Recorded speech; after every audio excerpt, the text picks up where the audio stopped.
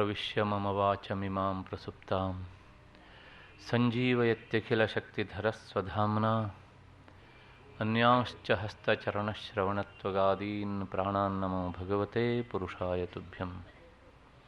या वर्णपदवाक्यार्थगद्यपद्यस्वरूपिणी वाचि नर्तयतु क्षिप्रं मेधां देवी सरस्वती। या विद्या शिवकेशवादिजननी या वै जगन्मोहिनी या ब्रह्मादिपिपीलिकान्तजगदानन्दैकसन्दायिनी या पञ्चप्रणवद्विरेफजननी या चित्कला मालिनी सापायात् फलदेवता भगवती श्रीराजराजेश्वरी। श्रुतिस्मृतिपुराणानाम् आलयं करुणालयं नमामि भगवत्पादं शङ्करं लोकशङ्करं। नमस्तस्मै भगवते शङ्कराचार्यरूपिणे येन वेदान्तविद्येयम् उद्धृता वेदसागरात्। शिवशक्त्या युक्तो यदि भवति शक्तः प्रभवितुं न चेदेवं देवो न खलु कुशलः स्पन्दितुमपि। अतस्त्वामाराध्यां हरिहरविरिञ्चादिभिरपि प्रणन्तुं स्तोतुं वा कथमकृतपुण्यः प्रभवति। ನನ್ನ ವೇದಾಂತ ಬಂಧುಗಳೇ ಮತ್ತು ಹಿರಿಯರೇ, ನಿನ್ನೆ ದಿವಸ ಶ್ರುತೀನಾಂ ಮೂರ್ಧಾನೋ ದಧತಿ ತವಯೌ ಶೇಖರತೆಯ ಈ ಶ್ಲೋಕದ ಹಿನ್ನೆಲೆಯಲ್ಲಿ ತಾಯಿ ತ್ರಿಪುರ ಸುಂದರಿ ವೇದ ಪ್ರತಿಪಾದ್ಯಳು ಮತ್ತೆ ಆಕೆಯ ಪಾದವನ್ನು ತೊಳೆಯುವುದಕ್ಕೆ ಹರನ ಜಟಾಜೂಟದಲ್ಲಿ ಕಂಗೊಳಿಸುತ್ತಿರುವಂಥ ಗಂಗೆ ನೀರಾಗಿ ಬರ್ತಾಳೆ. ಆಕೆಯ ಪಾದವನ್ನು ಕೆಂಪು ಬಣ್ಣದಿಂದ ಅಲಂಕರಿಸುವುದಕ್ಕೆ ವಿಷ್ಣುವಿನ ಕಿರೀಟದಲ್ಲಿರುವಂಥ ಮಣಿಗಳು ಓಡೋಡಿ ಬರ್ತವೆ. ಆದ್ದರಿಂದ ಇಂಥ ಈ ನಿನ್ನ ಪಾದವನ್ನು ತಾಯಿ ಒಮ್ಮೆ ನನ್ನ ತಲೆಯ ಮೇಲೆ ಇಡು ಎನ್ನುವಂತಹ ಪ್ರಾರ್ಥನೆಯನ್ನು ಮಾಡಿದ್ದಾಗಿತ್ತು. ಈ ಪ್ರಾರ್ಥನೆ ನಮಗೆ ಲಲಿತಾ ಸಹಸ್ರನಾಮದಲ್ಲೂ ಸಿಗುತ್ತೆ. ಇದನ್ನು ಯಾಕೆ ನಾನು ಉಲ್ಲೇಖ ಮಾಡ್ತಾ ಇದ್ದೇನೆ ಅಂದರೆ, ಹೇಗೆ ಎರಡು ಸಮಾನಾಂತರದಲ್ಲಿ ಹೋಗ್ತಾ ಇವೆ ಅನ್ನೋದಕ್ಕೆ ನಾನು ಇದನ್ನು ತೋರಿಸ್ತಾ ಇದ್ದೇನೆ. ಹೀಗೆ ಸರ್ವವೇದಾಂತ ಸಂವೇದ್ಯಾ ಸತ್ಯಾನಂದ ಸ್ವರೂಪಿಣಿ, ಆ ಶ್ರುತೀನಾಂ ಮೂರ್ಧಾನಃ ಅನ್ನೋದಕ್ಕೆ ಸರ್ವವೇದಾಂತ ಸಂವೇದ್ಯ. ಇಷ್ಟು ಹಿನ್ನೆಲೆಯಲ್ಲಿ ಈ ಶ್ಲೋಕದ ಅನುಸಂಧಾನ ನಿನ್ನೆನೇ ನಾವು ಮಾಡಿ ಮುಗಿಸಿದ್ದೇವೆ. ಇವತ್ತು ನಾವು ಆ ಚರಣಗಳಿಗೆ ಒಂದು ನಮಸ್ಕಾರ ಮಾಡಬೇಕು. ನನ್ನ ತಲೆ ಮೇಲೆ ಇಡುವಂತ ನಾವು ಕೇಳಿದ್ವಿ, ಆ ಚರಣಕ್ಕೆ ಒಂದು ನಮಸ್ಕಾರ. ಅದು ಹೇಗೆ ಅಂತ ಭಗವತ್ಪಾದರು ಈ 85ನೇ ಶ್ಲೋಕದಲ್ಲಿ ತಿಳಿಸಿಕೊಡ್ತಾರೆ. ನಮೋ ವಾಕಂ ಬ್ರೂಮೋ ನಯನ ರಮಣೀಯಾಯ ಪದಯೋಃ ತವಾಸ್ಮೈ ದ್ವಂದ್ವಾಯ ಸ್ಫುಟರುಚಿರಸಾಲಕ್ತಕವತೆ ಅಸೂಯತ್ಯತ್ಯಂತಂ ಯದಭಿಹನನಾಯ ಸ್ಪೃಹಯತೆ ಪಶೂನಾಮೀಶಾನಃ ಪ್ರಮದವನ ಕಂಕೇಲಿತರವೇ. ಪಶೂನಾಮೀಶಾನಃ ಪ್ರಮದವನ ಕಂಕೇಲಿತರವೇ. ಇದರ ಪ್ರತಿಪದಾರ್ಥ ಏನು ಅಂದರೆ, ಹೇ ಭಗವತಿ, ತವ ನಿನ್ನ ನಯನ ರಮಣೀಯಾಯ ನನ್ನ ಕಣ್ಣುಗಳಿಗೆ ನೇತ್ರಾನಂದಕರವಾದ ಅಂದರೆ ಆನಂದವನ್ನು ಉಂಟು ಮಾಡುವಂತಹ ಸ್ಫುಟರುಚಿರ ಸಾಲಕ್ತಕವತೆ ಕಾಂತಿಯುತವಾದಂತಹ ಅಲಕ್ತಕ ರಸದಿಂದ ಲೇಪಿತವಾದ, ಅಂದರೆ ತಾಯಿಯ ಕಾಲುಗಳಿಗೆ ಅಲಕ್ತಕ ರಸದ ಲೇಪನ ಸದಾ ಇದ್ದೇ ಇರುತ್ತೆ. ಹಾಗಾಗಿಯೇ ಅದು ನೇತ್ರಾನಂದ, ಅಂದರೆ ಅಲಕ್ತಕ ರಸದಿಂದ ಅಲ್ಲ, ಸಹಜವಾಗಿ ಆ ಪಾದಕ್ಕೆ ಆ ಸೌಂದರ್ಯ ಉಂಟು, ಕಾಂತಿಯಿಂದ ಕೂಡಿದೆ. ಸಾಲದ್ದಕ್ಕೆ ಅಲಕ್ತಕ ರಸದ ಲೇಪನ ಇದ್ದದ್ರಿಂದ ಇನ್ನೂ ಸುಂದರವಾಗಿ ಕಾಣುತ್ತೆ. ಇಂತಹ ನಿನ್ನ ಪದಯೋಹೋ ಪಾದಗಳ ಅಸ್ಮೈ ದ್ವಂದ್ವಾಯ, ಈ ಯುಗಲಗಳಿಗೆ, ಈ ಯುಗ್ಮಗಳಿಗೆ ನಮೋವಾಕಂ, ನಮಸ್ಕಾರ ಎನ್ನುವಂತಹ ಮಾತನ್ನು ಬ್ರೂಮಃ ಹೇಳುತ್ತೇವೆ. ಹೇಳುವ ನಾನು ನಿಮ್ಮನ್ನು ಸೇರಿಸ್ಕೊಂಡು ಹೇಳುತ್ತೇವೆ ಅಂತ ಹೇಳ್ತಾ ಇದ್ದೇನೆ. ಪಶೂನಾಂ ಈಶಾನಃ, ಪಶುಪತಿಯಾದ ಶಿವನು ಯದಭಿಹನನಾಯ, ನಿನ್ನ ಪಾದ ತಾಡನಕ್ಕಾಗಿ ಸ್ಪೃಹಯತೆ ಇಷ್ಟಪಡುತ್ತಿರುವ ಪ್ರಮದವನ ಕಂಕೇಲಿತರವೇ, ಕ್ರೀಡೋದ್ಯಾನದ ಅಶೋಕ ವೃಕ್ಷದ ಬಗ್ಗೆ, ಅಶೋಕ ವೃಕ್ಷಕ್ಕೋಸ್ಕರ ಬಹಳವಾಗಿ, ಅತ್ಯಂತಂ ಬಹಳವಾಗಿ ಅಸೂಯತಿ, ಅಸೂಯೆ ಪಡುತ್ತಾನೆ. ಇದು ಇದರ ಪ್ರತಿಪದಾರ್ಥ. ಏನು ಹೇಳ್ತಾರೆ ಇದರೊಳಗೆ ಅಂದರೆ, ತಾಯಿಯ ಕಾಲುಗಳಿಗೆ ಅರಗಿನ ಲೇಪನವನ್ನು ಮಾಡಿದ್ರಿಂದ ಅದು ಕಾಂತಿಯನ್ನು ಬೀರುತ್ತಾ ಅತ್ಯಂತ ಸುಂದರವಾಗಿ ತೋರ್ತಾ ಇದೆ ಆ ಕಾಲು. ಮತ್ತೆ ಇಂತಹ ಸುಂದರವಾಗಿ ಕಾಣ್ತಾ ಇರುವಂತಹ ನಿನ್ನ ಈ ಪಾದಯುಗ್ಮಗಳಿಗೆ ನಮೋವಾಕಂ ಬ್ರೂಮಃ, ನಾವೆಲ್ಲರೂ ಸೇರಿ ನಿನ್ನ ಪಾದಕ್ಕೆ ನಮಸ್ಕಾರವನ್ನು ಮಾಡ್ತಾ ಇದ್ದೇವೆ. ಅಷ್ಟೇ ಅಲ್ಲ, ನಿನ್ನ ಈ ಪಾದ ತಾಡನದಿಂದ ಸಂತೋಷಗೊಂಡು ಹೂ ಬಿಡುತ್ತಾ ಇರುವಂತಹ ಉದ್ಯಾನವನದ ಅಶೋಕ ವೃಕ್ಷವನ್ನು ಕಂಡು ನಿನ್ನ ಪತಿಯಾದಂಥ ಪರಮೇಶ್ವರನು ಆ ವೃಕ್ಷದ ಬಗ್ಗೆ ಸದಾ ಅಸೂಯೆ ಪಡ್ತಾ ಇರ್ತಾನೆ. ಇದಿಷ್ಟಿದರ ತಾತ್ಪರ್ಯ. ಇಷ್ಟು ಹೇಳಿದರೆ ಏನೂ ಅರ್ಥ ಆಗೋದಿಲ್ಲ.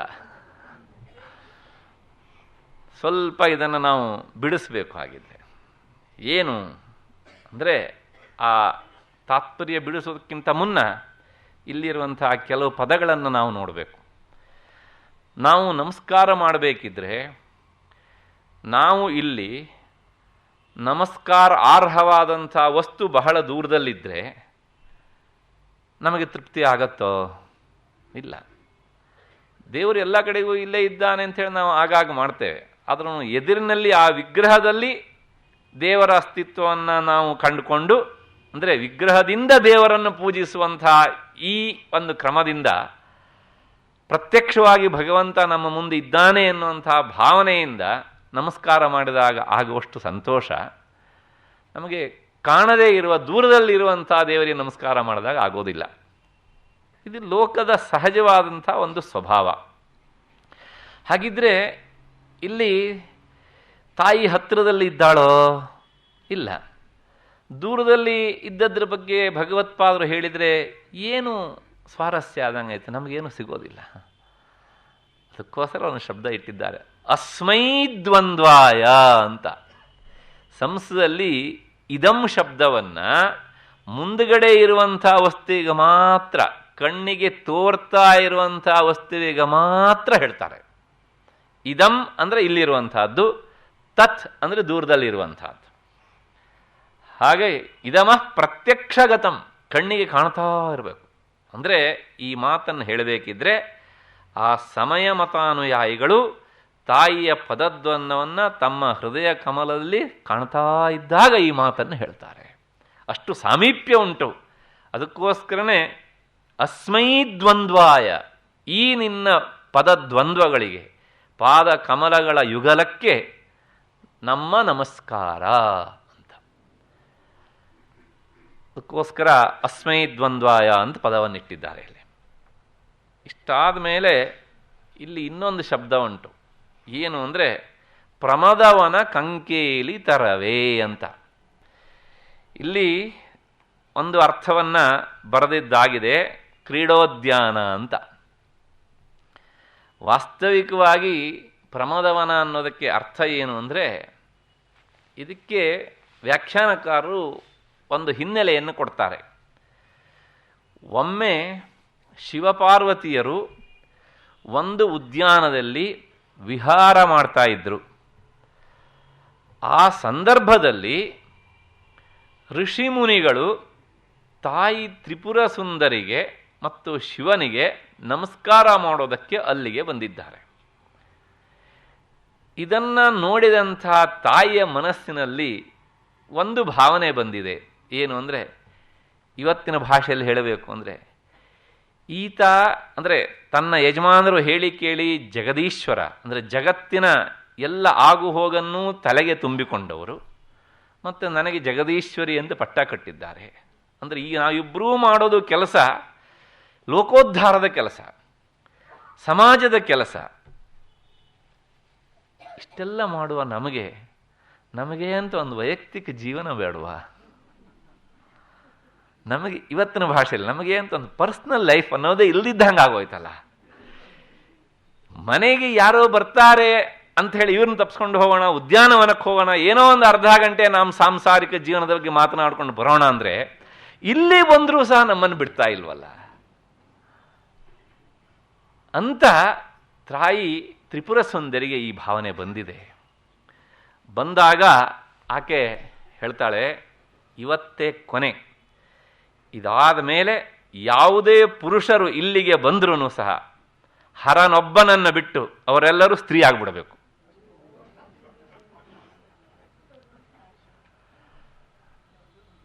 ಹೀಗೆ ತನ್ನ ಮನಸ್ಸಿನ ನೋವನ್ನು ಬಾಯಿಯಿಂದ ನುಡಿದಿದ್ದಾಳೆ.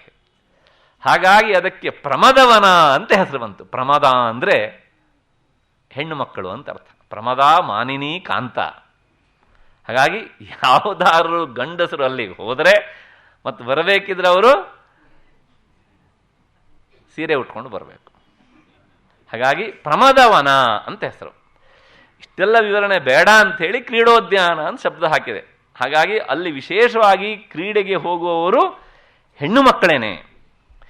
ಹೀಗೆ ಆ ಪ್ರಮದವನದಲ್ಲಿ ಏನುಂಟು ಅಂದರೆ ಒಂದು ಅಶೋಕ ವೃಕ್ಷ ಉಂಟು. ಕಂಕೇಲಿ ತರು ಅಂದರೆ ಅಶೋಕ ಮರ ಅಂತ ಅರ್ಥ. ನೋಡಿ, ಅಶೋಕ ವೃಕ್ಷ ಅಂತ ಎಲ್ಲರಿಗೂ ಗೊತ್ತಾಗತ್ತೆ. ಅದರ ಭಗವತ್ಪಾದರು ಹೇಳೋ ಶಬ್ದ ಕಂಕೇಲಿ ತರು ಅಂತ, ಅಶೋಕ ಮರ ಅಂತ. ನಮಗೆ ಅಶೋಕ ವೃಕ್ಷ ಯಾವತ್ತಿಂದ ಪರಿಚಯ? ರಾಮಾಯಣ ಕಾಲದಿಂದನೂ ಪರಿಚಯ. ಆದರೆ ಕಂಕೇಲಿ ಅಂದರೆ ಅಶೋಕ ಅನ್ನೋದು ಸೌಂದರ್ಯ ಲಹರಿಯಲ್ಲಿ ಓದಿದ್ರೆ ಮಾತ್ರ ಗೊತ್ತಾಗತ್ತೆ. ಇಷ್ಟು ಹಿನ್ನೆಲೆಯಲ್ಲಿ ಹಾಗಿದ್ರೆ ಏನು ಹೇಳ್ತಾರೆ ಭಗವತ್ಪಾದರು? ಯಾಕೆ ಅಲ್ಲಿದ್ದಂಥ ಅಶೋಕ ವೃಕ್ಷದ ಬಗ್ಗೆ ಶಿವನಿಗೆ ಕೋಪ? ಇದೊಂದು ಪ್ರಶ್ನೆ ನಮ್ಮನ್ನು ಕಾಡುತ್ತೆ. ಅಸೂಯತ್ಯತ್ಯಂತಂ, ಬಹಳವಾಗಿ ಆ ಅಶೋಕ ಮರದ ಬಗ್ಗೆ ಶಿವನಿಗೆ ಕೋಪ ಅಂತ. ಇದರ ಭಾವ ಏನು ಅಂದರೆ, ಈ ಕೆಲವು ವೃಕ್ಷಗಳು ಮನುಷ್ಯರ ಅಂಗಸ್ಪರ್ಶವನ್ನು ಇಷ್ಟಪಡ್ತಾವಂತೆ. ಇದ್ರ ಬಗ್ಗೆ ಬಹಳವಾಗಿ ಹೇಳಬೇಕಾದದ್ದು ಇದೆ. ಅದರಲ್ಲಿ ಈ ಪ್ರಮದವನದಲ್ಲಿರುವಂಥ ಕಂಕೇಲು ತರು ಉಂಟಲ್ಲ, ಅಶೋಕ ಮರ, ಇದು ಏನು ಮಾಡುತ್ತೆ ಅಂತಂದರೆ ವಿಶೇಷವಾಗಿ ತಾಯಿಯ ಪಾದಾಘಾತವನ್ನು ಇಷ್ಟಪಡುತ್ತಂತೆ. ಅಂದರೆ ಮಹಿಳೆಯರ, ಸ್ತ್ರೀಯರ ಪಾದಾಘಾತವನ್ನು, ಕಾಲಿನಿಂದ ಒದೆಯುವಿಕೆಯನ್ನು ಇದು ಇಷ್ಟಪಡುತ್ತೆ ಈ ತರು ಅಂತ. ಹಾಗಾಗಿ ಈ ತರು ಇಷ್ಟಪಟ್ಟಿದ್ರಿಂದ ಯಾವಾಗಲೂ ಒಂದು ಸಲ ತಾಯಿಯ ಪಾದ ಉದ್ದೇಶಪೂರ್ವಕವಾಗಿ ಅಲ್ಲ, ಆ ಮರಕ್ಕೆ ತಾಗಿದೆ. ಆ ಮರಕ್ಕೆ ತಾಗಿದಾಗ ಆ ಮರ ಸಂತೋಷದಿಂದ ಹೂವನ್ನು ಬಿಟ್ಟು ಅದು ಪುಷ್ಪಭರಿತವಾಗಿ ನಿಂತಿದೆ. ಅಲ್ಲ, ಆ ಶಬ್ದ ಉಂಟು ನೋಡಿ, ಯದಭಿ ಪ್ರಮದವನ ಕಂಕೇಲಿ ತರವೇ ಅಸೂಯತ್ಯತ್ಯಂತಂ ಯದಭಿ ಹನನಾಯ ಸ್ಪೃಹಯತೆ ಪಶೂನಾಮೀಶಾನಃ ಪ್ರಮದವನ ಕಂಕೇಲಿ ತರವೇ. ಯಾಕೆ ಅದು ಹೂ ಬಿಟ್ಟಿತು ಅಂತಂದರೆ ಅದಕ್ಕೆ ಬಹಳ ಸಂತೋಷವಾಗಿದೆ.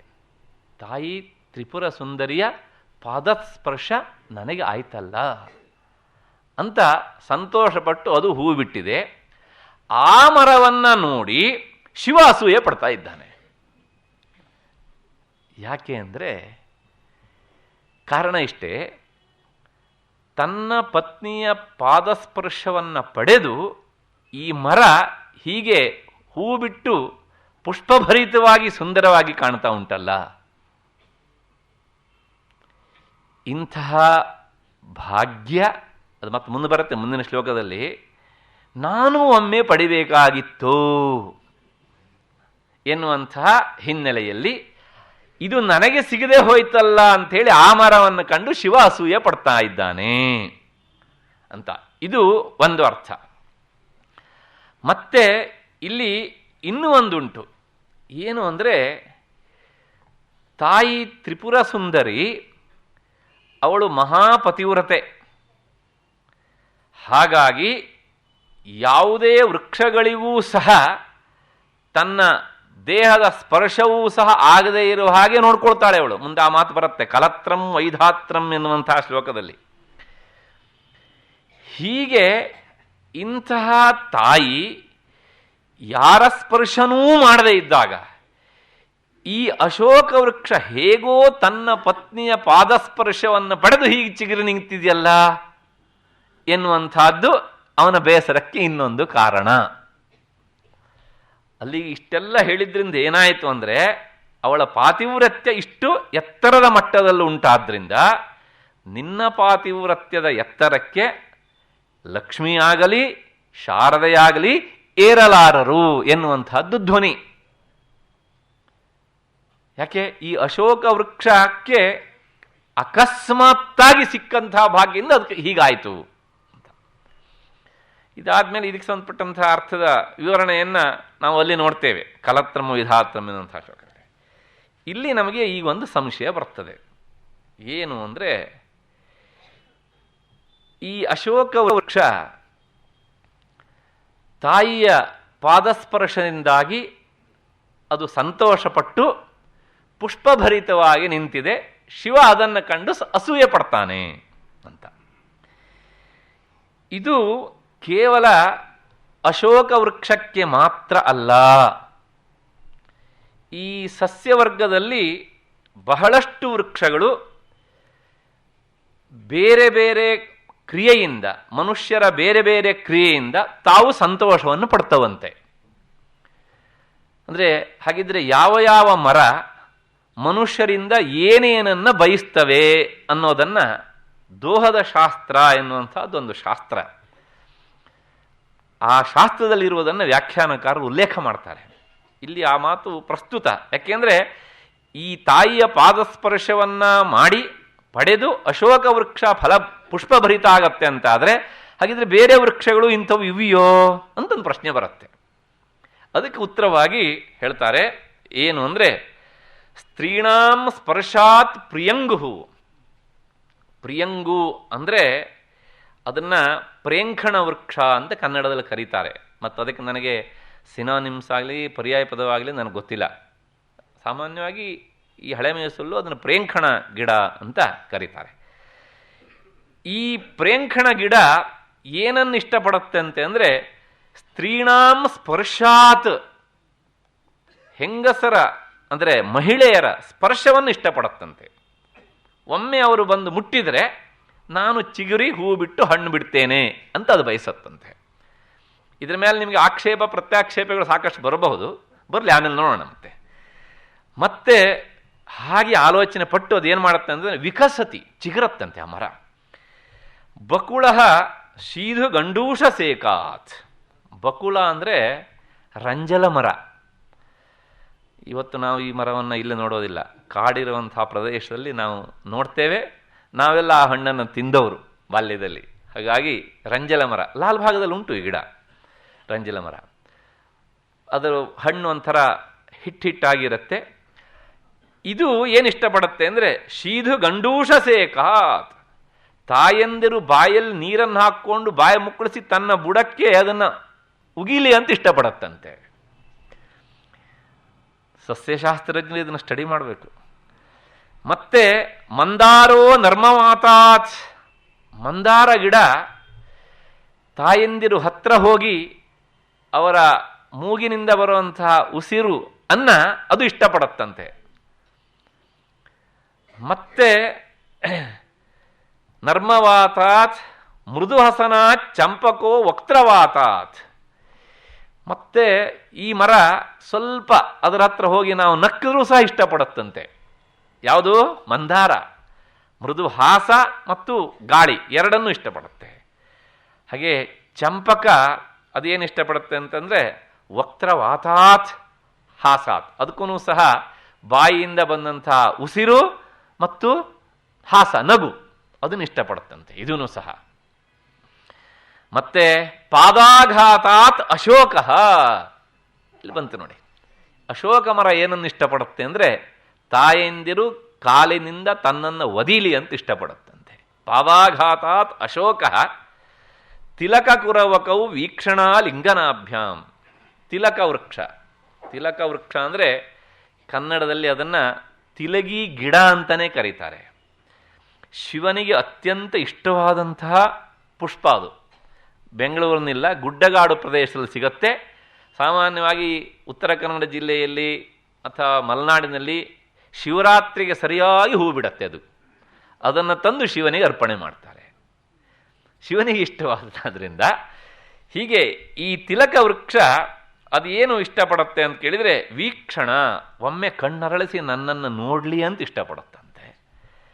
ಹಾಗೇನೆ ಕುರವಕ, ಕುರವಕ ಅಂದರೆ ಕುರವಕ ಗಿಡ, ಅದು ತನ್ನನ್ನು ಒಮ್ಮೆ ಮೈ ದಡವಲಿ ಹಗ್ಗು ಮಾಡಲಿ ಅಂತ ಇಷ್ಟಪಡುತ್ತಂತೆ. ಮತ್ತೆ ಚೂತೋ ಗೀತಾತ್, ಮಾವಿನ ಗಿಡ ಏನು ಇಷ್ಟಪಡುತ್ತಂತೆ ಅಂದರೆ ಇವರು ಬಂದು ನನ್ನ ಹತ್ರ ಒಂದು ಹಾಡನ್ನು ಹಾಡಲಿ ಅಂತ ಇಷ್ಟಪಡುತ್ತಂತೆ. ಹಾಗೆ ನಾವು ಮನೆ ಹತ್ರನೇ ಮಾವಿನ ಗಿಡ ನೆಟ್ಕೊಳ್ಳೋದು ಅಂತ ಕಾಣುತ್ತೆ. ಅಕಸ್ಮಾತ್ ಅಲ್ಲಿ ಹೋಗಿ ಹಾಡ್ಲಿಕ್ಕಾಗದಿದ್ರೆ ನಮ್ಮ ಮನೇಲಿ ಹಾಡಿದ್ದಾದರೂ ಕೇಳಲಿ ಅದಕ್ಕೆ ಅಂತೇಳಿ. ಚೂತೋ ಗೀತಾತ್ ನಮೇರುಹು ವಿಕಸತಿ ಚ ಪುರೋ ನರ್ತನಾತ್ ಕರ್ಣಿಕಾರ. ಮತ್ತೆ ನಮೇರು ಅಂದರೆ ಸುರಹನ್ನೆ, ಸುರ ಹೊನ್ನೆ ಅಂತಲೂ ಕರೀತಾರೆ, ಸುರುಗಿ ಗಿಡ ಅಂತಲೂ ಕರೀತಾರೆ.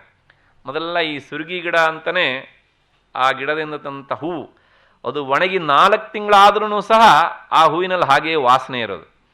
ಇವತ್ತು ಇವೆಲ್ಲ ಕೇವಲ ಡಿಕ್ಷನರಿಯಲ್ಲಿ ಮಾತ್ರ ಉಳ್ಕೊಂಡಿವೆ, ವಿಶೇಷವಾಗಿ ಬಹುತೇಕ ಸ್ಥಳಗಳಲ್ಲಿ.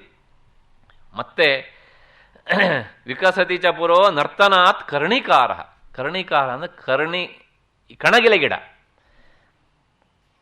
ಈ ಕಣಗಿಲೆ ಗಿಡ ಏನು ಇಷ್ಟಪಡುತ್ತೆ ಅಂದರೆ ತನ್ನ ಎದುರಿನಲ್ಲಿ ನರ್ತನ ಮಾಡಲಿ ಅಂತ ಇಷ್ಟಪಡುತ್ತಂತೆ. ಹಾಗಾಗಿ ಸಸ್ಯಶಾಸ್ತ್ರಜ್ಞರು ಇದನ್ನು ಸ್ಟಡಿ ಮಾಡಬೇಕು. ಹೀಗೆ ಈ ಶ್ಲೋಕವನ್ನು ನೋಡಿ ಆದಮೇಲೆ ಅಶೋಕ ವೃಕ್ಷ ಪಾದಾಘಾತಾತ್ ಅಶೋಕ ಅಂತ, ಇದೇನು ಸುಳ್ಳು ಅಂತ ಅನಿಸೋಲ್ಲ. ಪ್ರಾಯಶಃ ನಿಮಗೆ ಇಲ್ಯಾರು ಹೊಲ ಇದ್ದವರು ಅಥವಾ ಕೃಷಿ ಕೆಲಸ ಮಾಡೋರಿಗೆ ಇದು ಅನುಭವ ಇರುತ್ತೆ. ನಮ್ಮ ಹಿರಿಯರು ಹೇಳ್ತಾರೆ ಏನು ಅಂದರೆ, ನಾವು ಕೊನೆಯ ಪಕ್ಷ ದಿನಕ್ಕೆ 1 ಸಲನಾದರೂ ಹೋಗಿ ನಮ್ಮ ತೋಟಕ್ಕೆ ಹೋಗಿ ಆ ಮರಗಳನ್ನೊಮ್ಮೆ ಮೈದೆಡವಿದರೆ ಅವು ಬಹಳ ಸಂತೋಷದಿಂದ ನಾವು ನಿರೀಕ್ಷಣೆ ಮಾಡಿದ್ದಕ್ಕಿಂತ ಹೆಚ್ಚು ಫಲವನ್ನು ಕೊಡ್ತವೆ ಅಂತ. ಮನೆಯ ಯಜಮಾನ ಅಂತ ಹೇಳ್ತಾರೆ.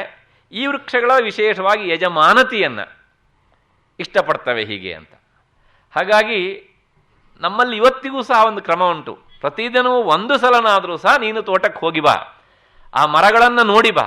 ಯಾಕೆ ಕೇಳಿದರೆ ತನ್ನ ಯಜಮಾನ ಬಂದಾಗ ಅವು ಸಂತೋಷ ಪಡ್ತವೆ. ಆದರೆ ನೀನು ಅವುಗಳನ್ನು ಟೊಂಗೆಯನ್ನು ಕಡಿಯೋದಕ್ಕೆ ಕತ್ತಿ ಹಿಡಿದು ಹೋದರೆ ಅವು ನಡುಗ್ತವೆ. ಆ ಕಂಪನ ನಿನ್ನ ಈ ಚರ್ಮಚಕ್ಷುಷ್ಟಿಗೆ ಅನುಭವಕ್ಕೆ ಬರುವುದಿಲ್ಲ, ಆದರೆ ಅವು ನಡುಗ್ತವೆ ಹೀಗೆ ಅಂತ. ಇವತ್ತು ನಾವು ಸಸ್ಯಶಾಸ್ತ್ರಜ್ಞ ಅಂತ ಅಥವಾ ಸಸ್ಯ ಅಂದ ತಕ್ಷಣ ಜಗದೀಶ್ ಚಂದ್ರ ಬೋಸ್ ಅವರು ಮರಗಳು ಸಹ ಉಸಿರಾಟ ಮಾಡ್ತವೆ, ಸಸ್ಯಗಳು ಸಹ ಉಸಿರಾಟ ಮಾಡ್ತವೆ, ಜಗದೀಶ್ ಚಂದ್ರ ಬೋಸ್ ಹೇಳುವವರೇ ನಮಗೆ ಗೊತ್ತೇ ಇಲ್ಲ. ಆದರೆ ಅದಕ್ಕೂ ಹಿಂದೆಯೇ ಭಗವತ್ಪಾದರು ಶಿವಾನಂದ ಲಹರಿಯಲ್ಲೇ ಆ ಮಾತನ್ನು ಹೇಳಿದರು.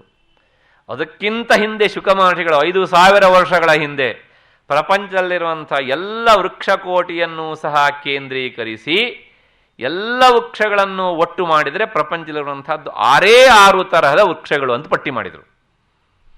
ಇವತ್ತು ನಾವು ಲಕ್ಷ ಲಕ್ಷ ವೃಕ್ಷ ಅಂತ ಹೇಳ್ತೇವಲ್ಲ, ಆ ಲಕ್ಷ ವೃಕ್ಷ ಸಂಖ್ಯೆಯನ್ನು ಸಹ 6 ವಿಧವಾಗಿ ಮಾಡುವಂಥ ಕ್ರಮ ನಮಗೆ ಶುಕ ಮಹರ್ಷಿಗಳು ತಿಳಿಸಿಕೊಟ್ರು. ಅದ್ಭುತವಾದಂಥ ಕಲ್ಪನೆ ಅದು.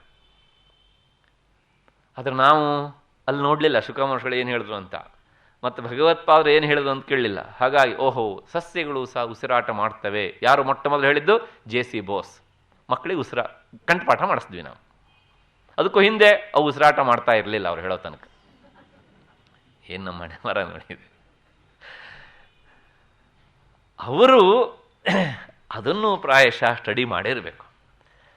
ಪ್ರಾಚೀನ ಮಹರ್ಷಿಗಳು ನಮ್ಮ ಪರಿಸರದ ಬಗ್ಗೆ, ಈ ವೃಕ್ಷಗಳ ಬಗ್ಗೆ ಸಾಕಷ್ಟು ವಿಚಾರವನ್ನು ಹೇಳಿದ್ದಾರೆ. ನಾವು ನೋಡುವ ಗೋಜಿ ಹೋಗಲಿಲ್ಲ ಅಷ್ಟೇ. ಹೀಗೆ ಇಷ್ಟು ಹಿನ್ನೆಲೆಯಲ್ಲಿ ಈ ದೋಹದ ಶಾಸ್ತ್ರದಲ್ಲಿ ಇನ್ನೂ ಬೇರೆ ಬೇರೆ ವೃಕ್ಷಗಳನ್ನೆಲ್ಲ ಸೇರಿಸ್ತಾರೆ ಸಾಕಷ್ಟು. ಅಂದರೆ ನೋಡಿ, ನಾವು ಇಂಥದ್ದು ಒಂದು ಇರುತ್ತೆ ಪ್ರಕೃತಿಯಲ್ಲಿ ಅಂತ ನಾವು ಊಹೆ ಮಾಡೋದಿಲ್ಲ. ಆದ್ರೂ ಸಹ ನಿಮಗೆ ಗೊತ್ತಿರಬೇಕು, ಬೆಂಗಳೂರಿನಲ್ಲಿಯೇ, ನಾನು ಹೆಸರು ಹೇಳೋದಿಲ್ಲ, ಒಬ್ಬರು ಪ್ರಯೋಗ ಮಾಡಿದರು. ಕೆಲವೊಂದು ಗಿಡಗಳ ಹತ್ತಿರದಲ್ಲಿ ಕುಳಿತು ನಾವು ವೀಣೆಯನ್ನು ಬಾರಿಸಿದರೆ ಅಥವಾ ನಾವು ಹಾಡಿದರೆ ಅವು ಬಹಳ ಬೇಗ ಬೆಳೀತವೆ. ಹಾಗೆ ಆ ಸ್ವರವನ್ನು, ಆ ಸಂಗೀತದ ಮಾಧುರ್ಯವನ್ನು ಕೇಳದೇ ಇರುವಂಥ ಗಿಡಗಳು ಹೀಗೆ ಕೇಳಿ ಬೆಳೀತಾ ಇರುವಂಥ ಗಿಡಗಳಿಗಿಂತ ಕಡಿಮೆ ಬೆಳವಣಿಗೆಯನ್ನು ಹೊಂದಿರ್ತವೆ. ಇದನ್ನು ಅವರು ಪ್ರಯೋಗ ಮಾಡಿ ಹೇಳಿದರು. ಇದಕ್ಕಿಂತ ಹೆಚ್ಚಾಗಿ ನಾವು ಇವತ್ತಿಗೂ ನೋಡ್ತೇವೆ, ತೆಂಗಿನ ಮರಕ್ಕೆ ಎಲ್ಲಿ ಹೆಚ್ಚು ಶಬ್ದ ಸಿಗತ್ತೋ ಅದು ಬಹಳ ಬೇಗ ಬೆಳೆಯುತ್ತೆ, ಹೆಚ್ಚು ಫಲವನ್ನು ಕೊಡುತ್ತೆ.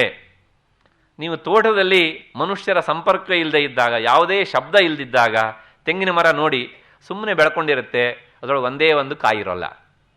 ಬೆಂಗಳೂರಿನಲ್ಲಿ ನೀವು ಫುಟ್ಪಾತ್ ಮೇಲೆ ಹಾಕ್ತೀರಾ, ಜೀವಮಾನದಲ್ಲಿ ಒಂದು ಸಲ ಅದು ಗೊಬ್ಬರ ಹಾಕೋದಿಲ್ಲ, ಆದರೆ ಅದು ಹೊತ್ಕೊಳ್ಳಿಕ್ಕಾಗಲ್ಲ, ಅಷ್ಟು ಭಾರದಿಂದ ಕೊಡ್ತಾ ಇರುತ್ತೆ. ಯಾಕೆ ಅಂದರೆ ಈ ಜನಸಂದಣಿ, ಈ ಶಬ್ದ. ಇದು ಸಸ್ಯಗಳು ಹೀಗಾಗ್ತವೆ ಯಾಕೆಂದರೆ ಅವುಗಳಿಗೆ ಬೇಕಾದದ್ದು ಇದು. ನೀವು ಹಳ್ಳಿಯಲ್ಲೂ ನೋಡಿ, ಯಾವುದೋ ಒಂದು ಫ್ಯಾಕ್ಟರಿಯ ಪಕ್ಕದಲ್ಲಿ ನಿರಂತರ ಶಬ್ದ ಮಾಡ್ತಾ ಇರುವಂಥ ಫ್ಯಾಕ್ಟರಿಯ ಪಕ್ಕದಲ್ಲಿ ತೆಂಗಿನ ಮರ ಇದ್ದರೆ ಅವಕ್ಕೆ ನೀವು ಏನೂ ಮಾಡೋದು ಬೇಕಾಗಿಲ್ಲ. ಆ ಶಬ್ದದಿಂದಲೇ ಅಷ್ಟು ಸಂತೋಷಪಟ್ಟು ಏನು ಮಾಡ್ತವೆ, ಅವು ಚೆನ್ನಾಗಿ ಕಾಯನ್ನು ಬಿಡ್ತವೆ. ಹೀಗೆ ಈ ಶ್ಲೋಕದಲ್ಲಿ ಈ ಸಸ್ಯಶಾಸ್ತ್ರಕ್ಕೆ ಸಂಬಂಧಪಟ್ಟಂಥ ಒಂದಿಷ್ಟು ವಿಚಾರವನ್ನು ಸಹ ಭಗವತ್ಪಾದರು ಆನುಷಂಗಿಕವಾಗಿ ತಿಳಿಸ್ತಾರೆ. ಹಾಗಾಗಿ ತನ್ನ ಧರ್ಮಪತ್ನಿಯ ಪಾದಾಘಾತದಿಂದ ಚಿಗುರಿ ನಿಂತಹ, ಹೂ ಬಿಟ್ಟು ನಿಂತಹ ಈ ಮರವನ್ನು ಕಂಡು ತನಗೆ ಈ ಅವಕಾಶ ಸಿಗಲಿಲ್ಲ ಅಂಥೇಳಿ ಶಿವ ಪಾರ್ವತಿ ಬಗ್ಗಲ್ಲ, ಆ ಮರವನ್ನು ಕಂಡು ಅಸೂಯೆ ಪಡ್ತಾನೆ. ಆ ಅಸೂಯೆ ಪಟ್ಟಿದ್ದಕ್ಕೋಸ್ಕರಲೇ ಮುಂದಿನ ಶ್ಲೋಕದಲ್ಲಿ ಇದರ ಬೆಳವಣಿಗೆ ಏನಾಗುತ್ತೆ ಅಂತ. ಇಷ್ಟು ಆದ ಮೇಲೆ ಮತ್ತೆ ಇಂತಹ ಈ ಕಾಲುಗಳಿಗೆ ನಮಸ್ಕಾರ, ಆ ಅಶೋಕ ವೃಕ್ಷಕ್ಕೆ ನಿನ್ನ ಕಾಲು ತಾಗಿದರೆ ಅದು ಹೀಗಾಗತ್ತಲ್ಲ, ಎಂತಹ ಚಮತ್ಕಾರ ಉಂಟು ಎಲ್ಲಿ? ನಿನ್ನ ಪಾದದಲ್ಲಿ. ಇಂಥ ಪಾದದ ಬಗ್ಗೆ ಒಬ್ಬ ಜ್ಞಾನಿಗಳು ಒಂದು ಮಾತನ್ನು ಹೇಳ್ತಾರೆ. ಎಂತಹ ಪಾದ ಅಂದರೆ, ಇಂತಹ ವಿಶೇಷತೆ ಇಲ್ಲದಿದ್ದರೆ ಯೋಗಿಗಳು ಈ ಪಾದವನ್ನು ಆಶ್ರಯಿಸ್ತಾ ಇದ್ರಾ ಅಂತ ಬಹಳ ಚಮತ್ಕಾರದಿಂದ ಒಂದು ಮಾತನ್ನು ಹೇಳ್ತಾರೆ. ಏನು? ರಜಸ್ಸಂಸರ್ಗೇಪಿ ಸ್ಥಿತಮರಜಸಾಮೇವ ಹೃದಯೇ ಪರಂ ರಕ್ತತ್ವೇನ ಸ್ಥಿತಮಪಿ ವಿರಕ್ತೈಕ ಶರಣಂ ಅಲಭ್ಯಂ ಮಂದಾನಾಂ ದದದಪಿ ಸದಾ ಮಂದಗತಿತಾಂ ವಿಧತ್ತೆ ಕಾಮಾಕ್ಷ್ಯಾಃ ಚರಣಯುಗಮಾಶ್ಚರ್ಯಲಹರೀಂ ವಿಧತ್ತೆ ಕಾಮಾಕ್ಷ್ಯಾಃ ಚರಣಯುಗಮಾಶ್ಚರ್ಯಲಹರೀಂ. ಸೌಂದರ್ಯ ಲಹರಿಗೆ ಇನ್ನೊಂದು ಲಹರಿ ಆಶ್ಚರ್ಯ ಲಹರಿ ಅಂತ. ಅದೇನು ಆಶ್ಚರ್ಯ ಅಂದರೆ, ರಜಸ್ಸಂಸರ್ಗೇಪಿ ಸ್ಥಿತಂ ಅರಜಸಾಮೇವ ಹೃದಯೇ. ತಾಯಿಯ ಪಾದ ಅದು ರಜಸ್ಸಿನಿಂದ ಕೂಡಿದೆ. ರಜಸ್ಸು ಅಂದರೆ ಧೂಳಿಕಣ ಅಂತ ಅರ್ಥ. ಅದಕ್ಕೆ ಇನ್ನೊಂದರ್ಥ ರಜೋಗುಣ ಅಂದರೆ, ರಜೋಗುಣದ ಬಣ್ಣ ಏನು? ಕೆಂಪು. ಅಲಕ್ತಕರಸ ಲೇಪನದಿಂದ ಅದೇನಾಗಿದೆ? ಕೆಂಪಾಗಿದೆ. ಹಾಗಾಗಿ ಅರ್ಥ ಏನು? ರಜಸ್ಸಂಸರ್ಗೇಪಿ, ಒಂದು ಧೂಳಿಕಣ ಅಂದರೆ ಈ ಪ್ರಪಂಚದವೇ ಧೂಳಿಕಣ, ಮತ್ತೆ ರಜಸ್ಸು ಅನ್ನೋದಕ್ಕೆ ನಿನ್ನರ್ಥ ಕೆಂಪು ಬಣ್ಣ. ಹೀಗೆ ಈ ರಜೋಗುಣದಿಂದ ಕೂಡಿದ್ದಿದ್ರೂ ಸಹ ತಾಯಿ ನಿನ್ನ ಪಾದ ಎಲ್ಲಿರತ್ತೆ ಅಂತಂದರೆ ಅರಜಸಾಮೇವ ಹೃದಯೇ. ಆ ಕಿಂಚಿತ್ತೂ ರಜೋಗುಣ ಇಲ್ಲದೇ ಇರುವಂಥವರು ಯಾರು ಅಂದರೆ ಯೋಗಿಗಳು, ತಪಸ್ವಿಗಳು, ಮುನಿಗಳು, ಋಷಿಗಳು. ಇವರ ಹೃದಯದಲ್ಲಿಯೇ ನಿನ್ನ ಪಾದ ಇರುತ್ತೆ. ಅಂದರೆ ಅವರು ನಿನ್ನ ಪಾದವನ್ನು ಏನು ಮಾಡಿದ್ದಾರೆ ಅಂದರೆ ನಿರಂತರ ತಮ್ಮ ಹೃದಯದಲ್ಲಿ ಇಟ್ಕೊಂಡಿರ್ತಾರೆ. ಪರಸ್ಪರ ವಿರುದ್ಧ ನೋಡಿ, ಇಲ್ಲಿಗೆ ರಜಸ್ ಸಂಪರ್ಕ ಉಂಟು ನಿನ್ನ ಪಾದಕ್ಕೆ, ಆದರೆ ಇರೋದು ಮಾತ್ರ ಎಲ್ಲಿ ಅಂತ ಕೇಳಿದರೆ ಆ ರಜಸ್ಸಿನ ಸಂಪರ್ಕ ಇಲ್ಲದೇ ಇರುವಂಥವರ ಹೃದಯದಲ್ಲಿ. ಅದಕ್ಕೋಸ್ಕರ ಆಶ್ಚರ್ಯ. ಮತ್ತೆ ಎರಡನೇದು, ಪರಂ ರಕ್ತತ್ವೇನ ಸ್ಥಿತಮಪಿ ವಿರಕ್ತೈಕ ಶರಣಂ. ಆದರೆ ಆ ಅಲಕ್ತಕ ರಸ ಲೇಪನದಿಂದ ಪರಂ ರಕ್ತತ್ವೇಪಿ ಸದಾ ಕೆಂಪಾಗಿಯೇ ಇದೆ. ಅಲಕ್ತಕ ರಸದ ಲೇಪನದಿಂದ ಕೆಂಪಾಗಿದೆ ಅಂತ ಹೇಳುವಂತಹದ್ದು ಲೋಕ ವ್ಯವಹಾರದಿಂದ. ಅವತ್ತೇ ನಾನು ಹೇಳಿದ್ದೇನೆ, ಪ್ರಪಂಚದಲ್ಲಿ ಯಾವ ಯಾವುದು ಕೆಂಪು ಅನ್ನೋದು ಉಂಟೋ ವರ್ಣ, ಅದೆಲ್ಲ ಬಂದದ್ದು ಎಲ್ಲಿಂದ? ತಾಯಿಯಿಂದ, ತುಟಿಯಿಂದಾಗಿ ಅಂತ. ಹಾಗಾಗಿ ನೀನು ಪರಂ ರಕ್ತತ್ವೇನ ಸದಾ ಈ ರಕ್ತವರ್ಣದಿಂದ ಕೂಡಿದ್ದಿದ್ರೂ ಸಹ ನೀನು ಎಲ್ಲಿದ್ದೀಯ ಅಂತ ಕೇಳಿದರೆ ವಿರಕ್ತೈಕ ಶರಣಂ. ಇಲ್ಲಿ ರಕ್ತ, ಅಲ್ಲಿ ವಿರಕ್ತ. ಆ ವಿರಕ್ತರಿಗೆ ನೀನು ಆಶ್ರಯದಾತಳಾಗಿದ್ದೀಯೆ. ಎಲ್ಲವನ್ನೂ ಬಿಡ್ತಾರೆ. ಯಾತಕ್ಕೋಸ್ಕರ ಅಂತ ಕೇಳಿದರೆ ನಿನ್ನನ್ನು ಹಿಡ್ಕೊಳ್ಳೋದಕ್ಕೋಸ್ಕರ ಅಂತ. ಹಾಗಾಗಿ ನಿನ್ನ ಪಾದವನ್ನು ಹಿಡ್ಕೊಳ್ಬೇಕು ಅಂತಲೇ ಎಲ್ಲವನ್ನೂ ಬಿಟ್ಟು ಅವರು ವಿರಕ್ತೈಕ ಶರಣಂ. ಆ ವಿರಕ್ತರಿಗೆ ನೀನು ಶರಣಂ ಗ್ರಹ ರಕ್ಷಿತ್ರೋ, ಮನೆಯಾಗಿದ್ದೀಯ ಅಂತ ಅರ್ಥ. ಹೌದಲ್ಲ, ಅವರು ಮನೆ ಮಠ ಎಲ್ಲ ತೊರೆದು ಬಂದಾದ್ಮೇಲೆ ನಿನ್ನನ್ನು ನಂಬಿದವರಿಗೆ ನೀನೊಂದು ಮನೆ ಕೊಡಬೇಕಲ್ವಾ? ಯಾವ ಮನೆ ಅಂತ ಕೇಳಿದರೆ ಅದೇ ನಿನ್ನ ಪಾದವೇ ಅವರಿಗೆ ಮನೆ. ಹಾಗಾಗಿ ವಿರಕ್ತೈಕ ಶರಣಂ. ಮತ್ತೆ ಅಲಭ್ಯಂ ಮಂದಾನಾಂ ದಧದಪಿ ಸದಾ ಮಂದಗತಿತಾಂ. ನೀನು ಸದಾ ಮಂದಗತಿಯುಳ್ಳವಳು. ಮಂದಗತಿಯುಳ್ಳವಳು ಅಂದರೆ ಸ್ತ್ರೀಯರ ನಡಿಗೆಯಲ್ಲಿ ಮಂದಗಮನೆ ಎನ್ನುವಂಥದ್ದು ಸಹ ಅದೊಂದು ಲಕ್ಷಣ. ಹಾಗಾಗಿ ನಾನು ಅವತ್ತೇ ಹೇಳಿದ್ದೇನೆ, ಉತ್ತಮವಾದಂಥ ಲಕ್ಷಣ ಇದ್ದದ್ದು ಎಲ್ಲವನ್ನೂ ಸಹ ಭಗವತ್ಪಾದರು ತಾಯಿಯಲ್ಲಿ ಕಾಣ್ತಾರೆ ಅಂತ. ಹಾಗಾಗಿ ನೀನು ಮಂದ ಗಮನೆ ಅಂದರೆ ಮಂದವಾದ ನಡಿಗೆ ಉಳ್ಳವಳು. ಇಷ್ಟೆಲ್ಲ ನೀನು ಮಂದವಾದ ನಡಿಗೆ ನಡೆದ್ರೂ ಸಹ ಈ ಮಂದರು ನಿನ್ನನ್ನು ಕಾಣೋದಿಲ್ವಲ್ಲಪ್ಪ. ಅಲಭ್ಯಂ ಮಂದಾನ, ಆದರೂ ಸಹ ಮಂದರಿಗೆ ನೀನು ಸಿಗುವವಳಲ್ಲ. ಏನೋ ಇವರಿಗೆ ಸಿಗೋಣ ಅಂತನೋ ಎನ್ನುವ ಹಾಗೆ ನೀನು ಮಂದಗತಿ ಉಳ್ಳವಳಾಗಿದ್ದೀಯೆ. ಆದರೆ ಈ ಮಂದರು ಇನ್ನೂ ಸಹ ಹಿಂದಕ್ಕೆ ಬೀಳ್ತಾ ಇರ್ತಾರೆ. ಆದ್ದರಿಂದ ವಿಧತ್ತೆ ಕಾಮಾಕ್ಷ್ಯಾ ಚರಣಯುಗಮಾಶ್ಚರ್ಯಲಹರಿ. ಹೀಗೆ ಈ ಕಾಮಾಕ್ಷಿಯ ಈ ಎಲ್ಲ ನಡೆಗಳೂ ಸಹ ಏನು ಮಾಡುತ್ತೆ ಕೇಳಿದರೆ ಆಶ್ಚರ್ಯ ಲಹರೀಂ ವಿಧತ್ತೆ.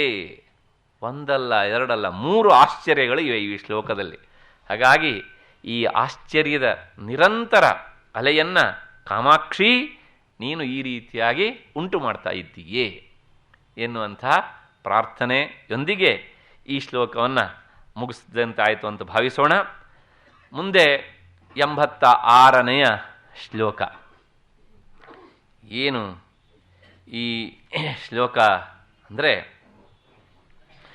ಮೃಷಾ ಕೃತ್ವಾ ಗೋತ್ರಸ್ಖಲನಮಥ ವೈಲಕ್ಷ್ಯನಮಿತಂ ಲಲಾಟೆ ಭರ್ತಾರಂ ಚರಣಕಮಲೆ ತಾಡಯತಿ ತೇ ಚಿರಾದಂತಶಲ್ಯಂ ದಹನಕೃತಮುನ್ಮೂಲಿತವತ ತುಲಾಕೋಟಿಕ್ವಾಣೈಃ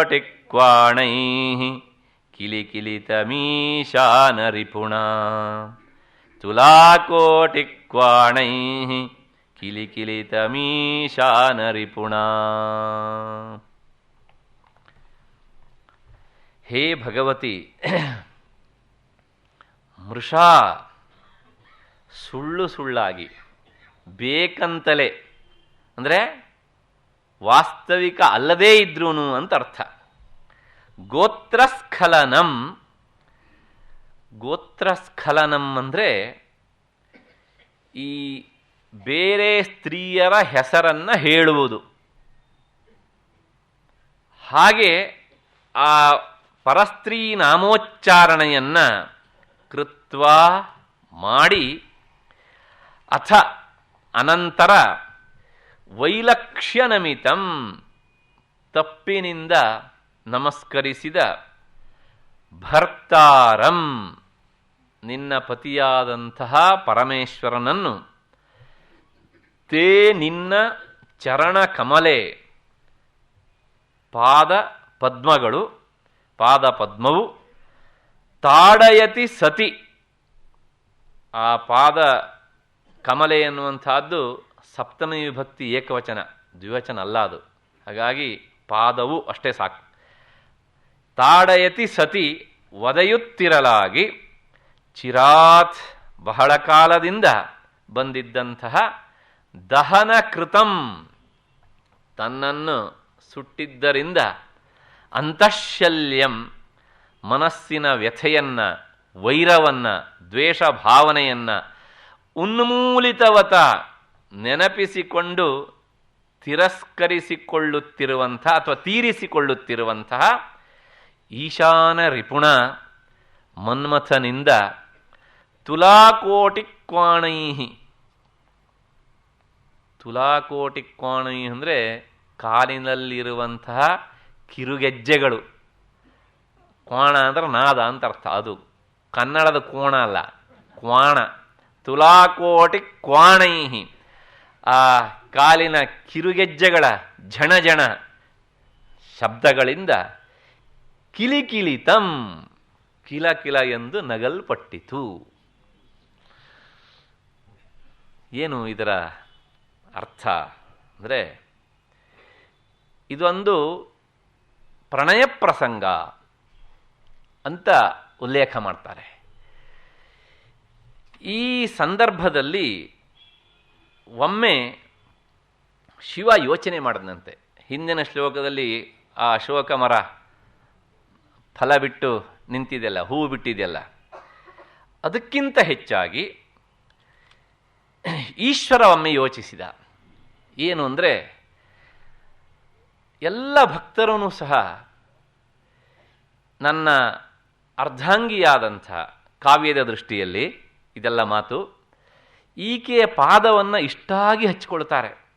ಶ್ರುತೀನಾಂ ಮೂರ್ಧಾನಃ ಅಂದರೆ ಶ್ರುತಿಗಳು ಈಕೆಯ ಪಾದವನ್ನು ತಮ್ಮ ತಲೆ ಮೇಲೆ ಹೂವಾಗಿ ಮುಡಿತವೆ. ಮತ್ತೆ ವಿಷ್ಣು ಬಂದು ಈಕೆಯ ಪಾದಕ್ಕೆ ಎರಗಿ ತನ್ನ ಕಿರೀಟದ ಕೆಂಪು ಮಣಿಯಿಂದ ಅಲಕ್ತಕ ರಸವನ್ನು ಲೇಪನ ಮಾಡ್ತಾನೆ. ಇಷ್ಟೆಲ್ಲ ಬೆಲೆ ಬಾಳುವಂತಹ ಪಾದ. ಆದ್ದರಿಂದ ಯೋಗಿಗಳು ಈಕೆಯ ಪಾದವನ್ನು ಸದಾ ಮನಸ್ಸಿನಲ್ಲಿ ಧ್ಯಾನ ಮಾಡ್ತಾರೆ. ಈಗ ತಾನೇ ನಾವು ನೋಡ್ಕೊಂಡು ಹೋಗಿದ್ದೇವೆ. ಇಂತಹ ಪಾದವನ್ನು ನಾನೂ ಸಹ ಒಮ್ಮೆ ಸ್ಪರ್ಶ ಆಗುವಂತೆ ಮಾಡಿಕೊಳ್ಬೇಕು ಅಂತ ಯೋಚಿಸಿದ. ಅಂದರೆ ತಾತ್ಪರ್ಯ ಏನು ಅಂದರೆ, ಶಿವನೂ ಸಹ ಆಕೆಯ ಪಾದವನ್ನು ಏನು ಮಾಡ್ತಾನೆ? ಆರಾಧನೆ ಮಾಡ್ತಾನೆ. ಅದಕ್ಕೆ ಮತ್ತೆ ವೇದಾಂತದ ಅರ್ಥ ಬೇರೆ ಉಂಟು, ಯಾಕೆ ಅನ್ನೋದು ಆಮೇಲೆ ನೋಡೋಣ. ಮತ್ತೆ ಹೀಗೆ ಇಂತಹ ಅಂದರೆ ತನ್ನ ಹೆಂಡತಿಯ ಪಾದಸ್ಪರ್ಶ ತನಗಾಗಬೇಕು ಅಂದರೆ, ನೀನು ನನಗೆ ಒದಿ ಅಂತ ಹೇಳಿದ್ರೆ ಒದಿತಾಳ ಅವಳು? ಇಲ್ಲ. ಹಾಗಿದ್ರೆ ಏನು ಮಾಡಬೇಕು ಅಂದರೆ, ಅವಳನ್ನು ಕೆರಳಿಸಬೇಕು, ಅವಳಿಗೆ ಸಿಟ್ಟು ಬರಬೇಕು. ಹಾಗೆ ಮಾಡಿದಾಗ ಏನಾದರೂ ಮುನಿಸಿಕೊಂಡಾಳು, ಅಕಸ್ಮಾತ್ತಾಗಿ ಮುನಿಸಿಕೊಂಡು ನನಗೆ ಒದ್ದಾಳು, ಒದ್ರೆ ಅದು ಇಷ್ಟಾಪತ್ತಿ ಅಂತ ಹೇಳಿ ಅವಳಿಗೆ ಕೋಪ ಬರುವಂಥ ಒಂದು ಸನ್ನಿವೇಶವನ್ನು ಶಿವ ಅಲ್ಲಿ ಸೃಷ್ಟಿ ಮಾಡಿದ. ಏನು ಅಂದರೆ, ಸಾಮಾನ್ಯವಾಗಿ ಇಲ್ಲೊಂದು ಸೈಕಾಲಜಿ ಉಂಟು. ಹೆಣ್ಣು ಮಕ್ಕಳು ತನ್ನ ಪತಿ ಪರಸ್ತ್ರೀ ನಾಮವನ್ನು ಹೇಳುವುದನ್ನು ಸಹಿಸೋದಿಲ್ಲ ಅಂತ. ಹಾಗೆ ಹೇಳಿದರೆ ಅವರು ಅದನ್ನು ಸಹಿಸೋದಿಲ್ಲ, ಮುನಿಸಿಕೊಳ್ತಾರೆ ಅಂತ. ಇದು ಗೊತ್ತಿದ್ದಂತಹ ಶಿವ ಬೇರೆ ಯಾರ ಹೆಸರನ್ನು ಹೇಳಿಲ್ಲಂತೆ. ಇಲ್ಲಿ ಮೂಲ ಶ್ಲೋಕದಿಲ್ಲ, ವ್ಯಾಖ್ಯಾನಕಾರ ಅದಕ್ಕೆಲ್ಲ ತುಂಬ ವಿವರಣೆ ಕೊಡ್ತಾರೆ. ಮೊದಲೇ ಗಂಗೆಯನ್ನು ಕಂಡ್ರೆ ಇವಳಿಗೆ ಆಗೋದಿಲ್ಲ, ಸವತಿ ಮಾತ್ಸರ್ಯ, ಹಾಗಾಗಿ ಏನೋ ಆ ಗಂಗೆ ಹೇಗಿದ್ದಾಳೆ ಅಂತ ಒಂದು 2-3 ಸಲ ಆ ಗಂಗೆಗೆ ಸಂಬಂಧಪಟ್ಟ ಹಾಗೆ ಕೆಲವು ಮಾತನ್ನು ಹೇಳಿದ್ದಾನೆ. ಹಾಗೆ ಹೇಳಿದಾಗ ಅದು ವಾಸ್ತವಿಕವಾಗಿ ಆಕೆಯನ್ನು ಹೊಗಳಬೇಕು ಅನ್ನೋದು ಉದ್ದೇಶ ಅಲ್ಲ. ಅದಕ್ಕೋಸ್ಕರ ಮೃಷಾಕೃತ್ವ ಅಂತ ಶಬ್ದ ಉಂಟು, ಸುಳ್ಳು ಸುಳ್ಳಾಗಿ ಅಂತ. ಮೃಷ ಅಂದ್ರೆ ಸುಳ್ಳು, ಬೇಕು ಅಂತ ಕೆಣಕೋದಕ್ಕೆ ಅಂತ. ಗೋತ್ರಸ್ಖಲನ, ಹೀಗೆ ಏನು ಮಾಡಿದ ಅಂತ ಕೇಳಿದರೆ, ಅವನು ಹೇಳಬೇಕಿದ್ರೆ ಹೇಗೆ ಹೇಳಿದ್ದಾನೆ ಅಂದರೆ, ತನ್ನ ಪಕ್ಕದಲ್ಲಿ ತ್ರಿಪುರ ಸುಂದರಿ ಪಾರ್ವತಿ ಇಲ್ಲ ಅಂತ ಇವನು ಅಂದ್ಕೊಂಡಿರೋ ಹಾಗೆ ನಟನೆ ಮಾಡ್ತಾ ಹೇಳಿದ್ದಾನೆ. ಅಂದರೆ ಅವಳು ಏನು ಅಂದ್ಕೊಂಡಿದ್ದಾಳೆ ಅಂದರೆ, ಓಹೋ ನನ್ನ ಯಜಮಾನರು ನಾನು ಇಲ್ಲಿ ಇಲ್ಲ ಅಂತ ಅಂದ್ಕೊಂಡು ಬಹಳ ಧೈರ್ಯವಾಗಿ ಹೇಳ್ತಾ ಇದ್ದಾರೆ ಅಂತ. ಆದರೆ ಅಲ್ಲಿದ್ದಾಳೆ ಅಂತ ಅವನಿಗೆ ಗೊತ್ತು, ಆದರೂ ಸಹ ಅವಳು ಇಲ್ಲದೇ ಇದ್ದಾಗ ಹೇಗೆ ಧೈರ್ಯವಾಗಿ ಹೇಳ್ಬೋದು ಹಾಗೆ ಹೇಳಿದ್ದಾನೆ. ಅದಕ್ಕೋಸ್ಕರ ಮೃಷಾಕೃತ್ವ ಅಂತ ಒಂದು ಶಬ್ದಕ್ಕೆ ಇಷ್ಟೆಲ್ಲ ಅರ್ಥ. ಮೃಷಾಕೃತ್ವ ಗೋತ್ರಸ್ಖಲನಂ. ಕೊನೆಗೆ ಓಹೋ ಆ ಗಂಗೆ ಗಂಗೆ ಅಂತ ಅವಳಿಗೆ ಸಂಬಂಧಪಟ್ಟ ಮಾತನ್ನು ಕೊನೆಗೆ ಹೇಳಿ ನಿಲ್ಲಿಸ್ಬೇಕಿದ್ರೆ, ಓಹೋ ನೀನು ಇಲ್ಲೇ ಇದ್ಯಾ ಗೊತ್ತೇ ಆಗಲೇ ಇಲ್ಲ ನನಗೆ ಅಂತ ಹೇಳಿ ಮಾತನ್ನು ನಿಲ್ಲಿಸ್ಬಿಟ್ಟ. ಹಾಗೆ ಆ ಮಾತನ್ನು ಹೇಳುವಾಗಲೇ ಅಂದರೆ ಇವಳಿಗೆ ನಾನು ಇಲ್ಲಿದ್ದೇನೆ ಅಂಥೇಳಿ ಇವಾಗ ನೀವು ಸ್ವಲ್ಪ ಹೆದರಿಕೆ ಆಗ್ತಾ ಉಂಟ ನಿಮಗೆ ಎನ್ನುವ ಭಾವನೆ ಬರುವ ಹಾಗೆ ಆ ಕೊನೆಯ ಶಬ್ದವನ್ನು ಸ್ವಲ್ಪ ನಡುಗಿಸ್ತಾ ಹೇಳಿ ನಿಲ್ಲಿಸಿಬಿಟ್ಟಿದ್ದಾನೆ.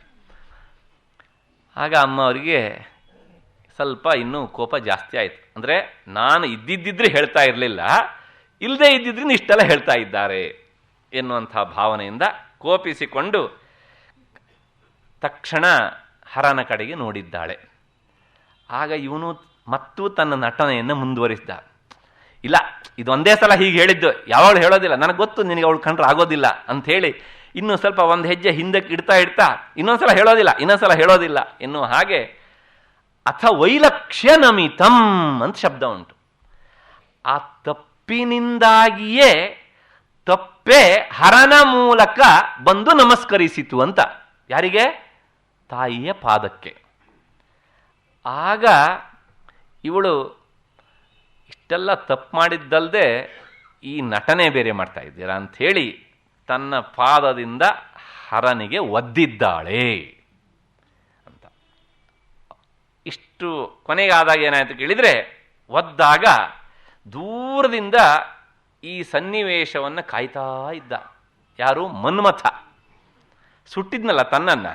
ಹಾಗಾಗಿ ಆ ಶತ್ರುಶೇಷ ನಿನ್ನೆ ಹೇಳಿದ್ದೇನೆ ನಾನು ಇದಕ್ಕೆ ಸಂಬಂಧಪಟ್ಟ ಹಾಗೆ. ಉಳಿದ್ರೆ ಸದಾ ಅವ್ರೇನು ಮಾಡ್ತಾರೆ ಕೇಳಿದರೆ, ತನ್ನ ಶತ್ರುವನ್ನು ಹೋದಲ್ಲಿ ಬಂದಲ್ಲಿ ಕುಂತಲ್ಲಿ ನಿಂತಲ್ಲೆಲ್ಲ ಇವನನ್ನು ಮಣಿಸೋದಕ್ಕೆ ಏನು ಬೇಕೋ ಎಲ್ಲ ಪ್ರಯತ್ನ ಮಾಡ್ತಾ ಇರ್ತಾರೆ. ಹಾಗೆ ಮನ್ಮಥ ಏನು ಮಾಡಿದ್ನಂತೆ ಅಂತ ಕೇಳಿದರೆ, ಅಂದು ನನ್ನನ್ನು ನೀನು ಸುಟ್ಟಿಯಲ್ಲ, ನನ್ನನ್ನು ದಹಿಸಿದೆಯಲ್ಲ, ಇದಕ್ಕೋಸ್ಕರ ನಾನು ನಿನ್ನನ್ನು ಕಾಯ್ತಾ ಇದ್ದೇನೆ. ಅದಕ್ಕೋಸ್ಕರ ಈಗ ತಾಯಿ ನಿನ್ನನ್ನು ಒದಿಬೇಕಿದ್ರೆ ನಾನು ತಾಯಿಯ ಗೆಜ್ಜೆಯಲ್ಲಿ ಸೇರ್ಕೊಳ್ತೇನೆ, ಕಾಲ್ಗೆಜ್ಜೆಯಲ್ಲಿ ಸೇರ್ಕೊಳ್ತೇನೆ.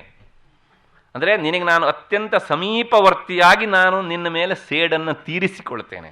ನೀ ನನಗೆ ಏನೂ ಮಾಡಲಾರೆ, ಯಾಕೆಂದರೆ ನಾನು ತಾಯಿಯನ್ನು ನಂಬಿ ನಿಂತಿದ್ದೇನೆ. ನನ್ನ ಸಪೋರ್ಟಿಗೆ ನನ್ನ ಬಲಕ್ಕೆ ತಾಯಿ ಇದ್ದಾಳೆ, ನೀ ನನಗೇನೂ ಮಾಡಲಾರೆ ಅಂತ ಹೇಳಿ ಆ ತಾಯಿಯ ಕಿರುಗೆಜ್ಜೆಯ ಸಮೀಪದಲ್ಲಿ ನಿಂತು ಆತ ಕಿಲಿ ಥಂ ಹ ಅಂತ ಜೋರಾಗಿ ನಕ್ಕನಂತೆ. ಯಾರು? ಮನ್ಮಥ. ಅಂದರೆ ನೀನು ಅಂದು ನನ್ನನ್ನು ದಹಿಸಿದ್ದರ ಸೇಡನ್ನು ತಾಯಿ ನಿನಗೆ ಒದೆಯುವುದರ ಮೂಲಕ ನಾನು ತೀರಿಸ್ಕೊಂಡಿದ್ದೇನೆ. ಆ ತೀರಿಸ್ಕೊಂಡಿದ್ದನ್ನು ನಕ್ಕಿದ. ಹೇಗೆ ಕೇಳಿದ್ರೆ, ಒದ್ದಾಗ ಕಾಲ್ಗೆಜ್ಜೆ ಏನಾಯ್ತು? ಝಿಣಿ ಝಿಣಿ ಝಿಣಿ ಶಬ್ದ ಆಯ್ತಲ್ಲ, ಅದನ್ನು ಕಿಲಿ ತಂ ಅಂತ ಶಬ್ದ. ಇದೆಲ್ಲ ಬರೀ ಇದಿಷ್ಟು ಕಾವ್ಯದ ಚಮತ್ಕಾರ. ಇದು ಹೊರಮುಖ. ಇಷ್ಟೆಲ್ಲ ಆದಮೇಲೆ ಮನ್ಮಥ ಆ ಗೆಜ್ಜೆ ಒಳಗೆ ಸೇರಿಕೊಂಡಿಲ್ಲ. ಹಾಗಿದ್ರೆ ಇದು ಕವಿ ಕಲ್ಪನೆ. ಯಾವುದೇ ಗೆಜ್ಜೆ ಕಾಲನ್ನು ನಾವು ಒಂದು ವಸ್ತಿಗೆ ತಾರಿಸಿದಾಗ ಕಾಲಿಗೆ ಹಾಕ್ಕೊಂಡಂಥ ಗೆಜ್ಜೆ ಏನಾಗುತ್ತೆ? ಶಬ್ದ ಮಾಡುತ್ತೆ.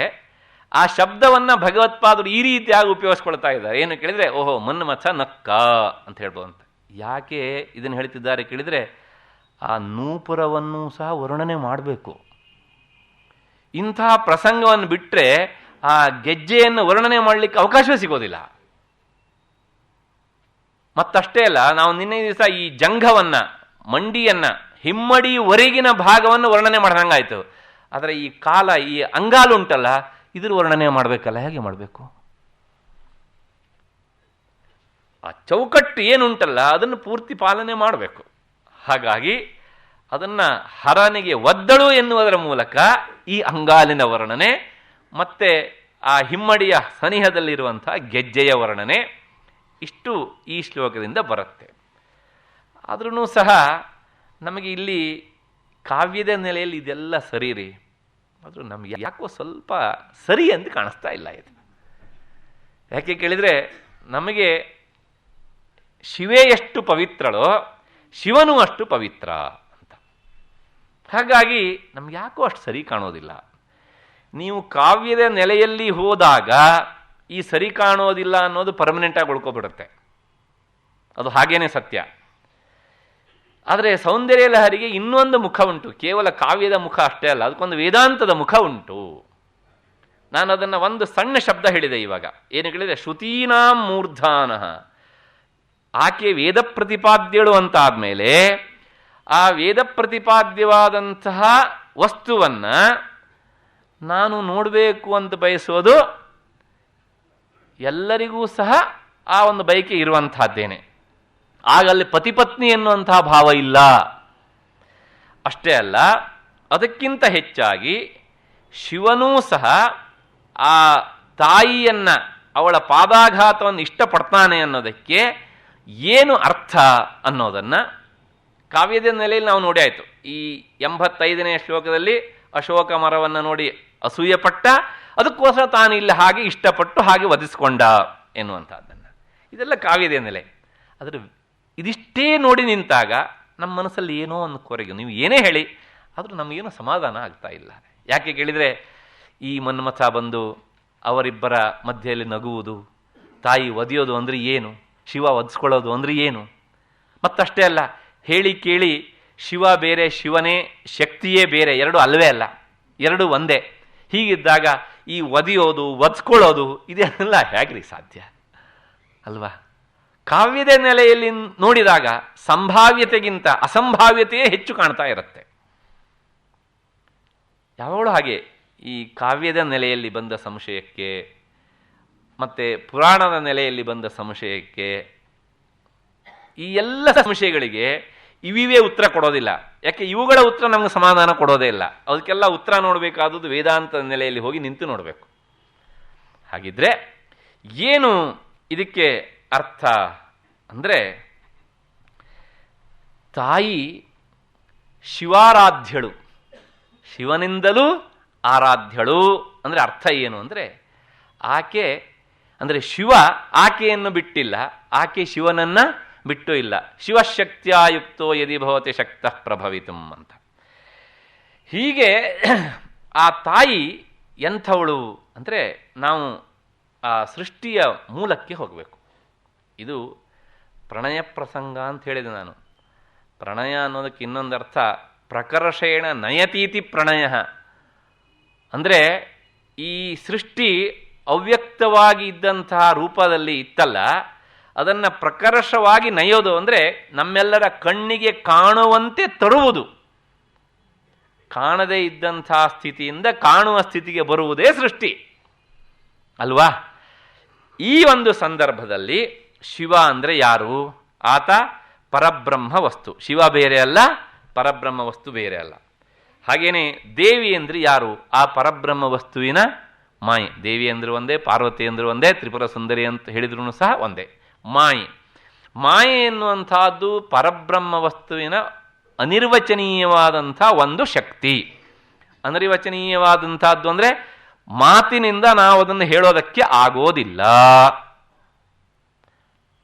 ಹೀಗೆ ಈ ಬ್ರಹ್ಮ ಮತ್ತು ಮಾಯೆ ಇವುಗಳ ಸಂಬಂಧ ಹೇಗೆ ಅಂತ ಕೇಳಿದರೆ, ಅದು ಹೀಗೇನೆ ಅಂತ ನೇರವಾಗಿ ಹೇಳೋದಕ್ಕೆ ಆಗೋದಿಲ್ಲ.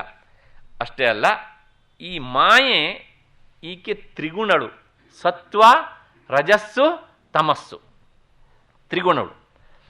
ಇದನ್ನು ನಾವು ಲಲಿತಾ ಸಹಸ್ರದಲ್ಲೂ ಮತ್ತೆ ನಾವು ನೋಡ್ತೇವೆ. ಈ ಮಾಯೆಯಲ್ಲಿ ತ್ರಿಗುಣಗಳು ಇದ್ದದ್ರಿಂದಲೇ ತಾಯಿ ಒದೆಯುವುದು ಅಂದ್ರೆ ಏನಂತ ಅರ್ಥ? ಸೃಷ್ಟಿಯಾಗುವುದಕ್ಕೆ ಬೇಕಾದಂತಹದ್ದು ಮೊಟ್ಟ ಮೊದಲು ಈ ಸತ್ವ, ರಜಸ್ಸು, ತಮಸ್ಸು ಈ ಮೂರು ಗುಣಗಳಲ್ಲಿ ರಜೋಗುಣದ ಆಧಿಕ್ಯ ಇಲ್ಲದೇ ಇದ್ರೆ ಸೃಷ್ಟಿ ಆಗೋದಿಲ್ಲ. ಹಾಗಾಗಿ ಆ ರಜೋಗುಣದ ಆಧಿಕ್ಯ ಉಂಟಾಗುವಿಕೆನೆ ಏನಂತ ಕರೀತಾರೆ? ಒದೆಯುವುದು ಎನ್ನುವಂತಹ ಶಬ್ದದಿಂದ, ಪಾದಾಘಾತ ಎನ್ನುವಂತಹ ಶಬ್ದದಿಂದ ಕರೆದರು. ಇದನ್ನು ಇನ್ನೂ ಒಂದು ರೀತಿಯಲ್ಲಿ ಹೇಳಬಹುದು. ನಾನು ಹೇಳಿದ್ದೇನೆ ಪೀಠಿಕೆಯಲ್ಲಿ ಇದನ್ನು. ಶಿವ ಮತ್ತು ಶಕ್ತಿ, ಶಿವ ಬ್ರಹ್ಮ, ಶಕ್ತಿ ಅಂದರೆ ಕಾಮೇಶ್ವರಿ ಮಾಯೆ ಅಂತ. ಬ್ರಹ್ಮವಸ್ತು ಒಂದೇ ಇದ್ದಾಗ ಬಹುಸ್ಯಾಂ ಪ್ರಜಾ ಏಯೇತಿ, ನಾನು ಬಹುವಾಗಬೇಕು ಅಂತ ಬಯಸಿತು. ಆ ಬಯಸುವಿಕೆಯೇ ನಾನು ಒಬ್ಬನಿದ್ದವನು ಎರಡಾಗಬೇಕು, ಬಹುವಾಗಬೇಕು ಅಂತ. ಅದು ಹೇಗೆ ಅಂತ ಕೇಳಿದರೆ ಶಬ್ದದಿಂದ ಹೇಳಲಿಕ್ಕೆ ಬರೋದಿಲ್ಲ. ಯಾಕೆಂದರೆ ಅದು ತುಂಬ ಸೃಷ್ಟಿಯ ಆ ಆಳದ ವಿಚಾರ ಅದು ಹೀಗೆ ಅಂತ. ಹೀಗೆ ಆ ಬಹುವಾಗಬೇಕು ಎನ್ನುವಂಥ ಕಾಮನೆಯೇ ಕಾಮೇಶ್ವರಿ, ತ್ರಿಪುರ ಸುಂದರಿ, ಈ ಎಲ್ಲ ಶಬ್ದಗಳಿಂದ ಕರೆಯಲ್ಪಡುವಂತಹದ್ದು. ಆ ತ್ರಿಪುರ ಸುಂದರಿ ಅವಳು ಸ್ಪಂದನವೇ ಈ ಪ್ರಪಂಚದ ಸೃಷ್ಟಿ. ಆ ಸ್ಪಂದನ ಮಾಯೆಯಲ್ಲಿ ಹೇಗಿರುತ್ತೆ ಪ್ರಕೃತಿಯಲ್ಲಿ ಅಂದರೆ ಅವುಗಳ ರೇಷಿಯೋ ಆಗ ಒಂದೇ ರೀತಿಯಾಗಿರುತ್ತೆ. ಸತ್ವ, ರಜಸ್ಸು, ತಮಸ್ಸು ನಿಷ್ಕಂಪವಾಗಿದ್ದಾಗ ಈ ಪ್ರಪಂಚದ ಸೃಷ್ಟಿ ಆಗೋದಿಲ್ಲ, ಒಂದೇ ರೀತಿಯಾಗಿರುತ್ತೆ, ಸೃಷ್ಟಿ ಇಲ್ಲವೇ ಇಲ್ಲ. ಇದ್ದಕ್ಕಿದ್ದ ಹಾಗೆ ಆ ತ್ರಿಗುಣಗಳಲ್ಲಿ ಒಂದು ಕಂಪನ, ಸ್ಪಂದನ ಉಂಟಾಗತ್ತೆ. ಅದು ಯಾಕಾಗತ್ತೆ ಅಂತ ಕೇಳಿದ್ರೆ ಹೇಳೋದಕ್ಕಾಗೋದಿಲ್ಲ. ಆ ಮೊದಲ ಕಂಪನವೇ ಏನು? ಅದು ಸೃಷ್ಟಿ. ಅದಕ್ಕೂ ಹಿಂದೆ ಆ ತ್ರಿಪುರ ಸುಂದರಿಯ ಒಂದು ಏನಿರುತ್ತೆ? ಇಚ್ಛೆಯಿಂದ ಕಂಪನ ಆಗತ್ತೆ. ಆ ಇಚ್ಛೆ ಅದು ಆಕೆ ಅವಳ ಅಧೀನ ಅಲ್ಲ, ಅದು ಯಾರ ಅಧೀನ? ಪರಬ್ರಹ್ಮ ವಸ್ತುವಿನ ಅಧೀನ. ಇದಕ್ಕೂ ಹಿಂದಕ್ಕೆ ನಾವು ಹೋಗ್ಲಿಕ್ಕೆ ಆಗೋದಿಲ್ಲ. ಹೀಗೆ ಆ ಪರಬ್ರಹ್ಮ ವಸ್ತುವಿನಲ್ಲಿ ಇರುವಂತಹ ಈ ತಾಟಸ್ಥ್ಯ ಭಾವನೆ ಅದು ಸೃಷ್ಟಿ ಇಲ್ಲದೇ ಇರುವಂತಹ ಕಾಲ. ಮತ್ತೆ ನಾನು ಬಹುವಾಗಬೇಕು ಅಂತ ಬಯಸುವುದೇ ಇಚ್ಛೆಯ ಮುಂದಿನ ಹಂತವೇ ಸ್ಪಂದನ, ಸ್ಪಂದನದಿಂದಲೇ ಸೃಷ್ಟಿ. ಈ ಸೃಷ್ಟಿ ಆಗಬೇಕಿದ್ರೆ ಆ ಸ್ಪಂದನ ಆಯಿತು ಅಂತ ಹೇಳಿದ್ನಲ್ಲ, ರಜೋಗುಣದ ಆಧಿಕ್ಯ ಇರಬೇಕು, ಇಲ್ಲದೇ ಇದ್ರೆ ಆಗೋದಿಲ್ಲ.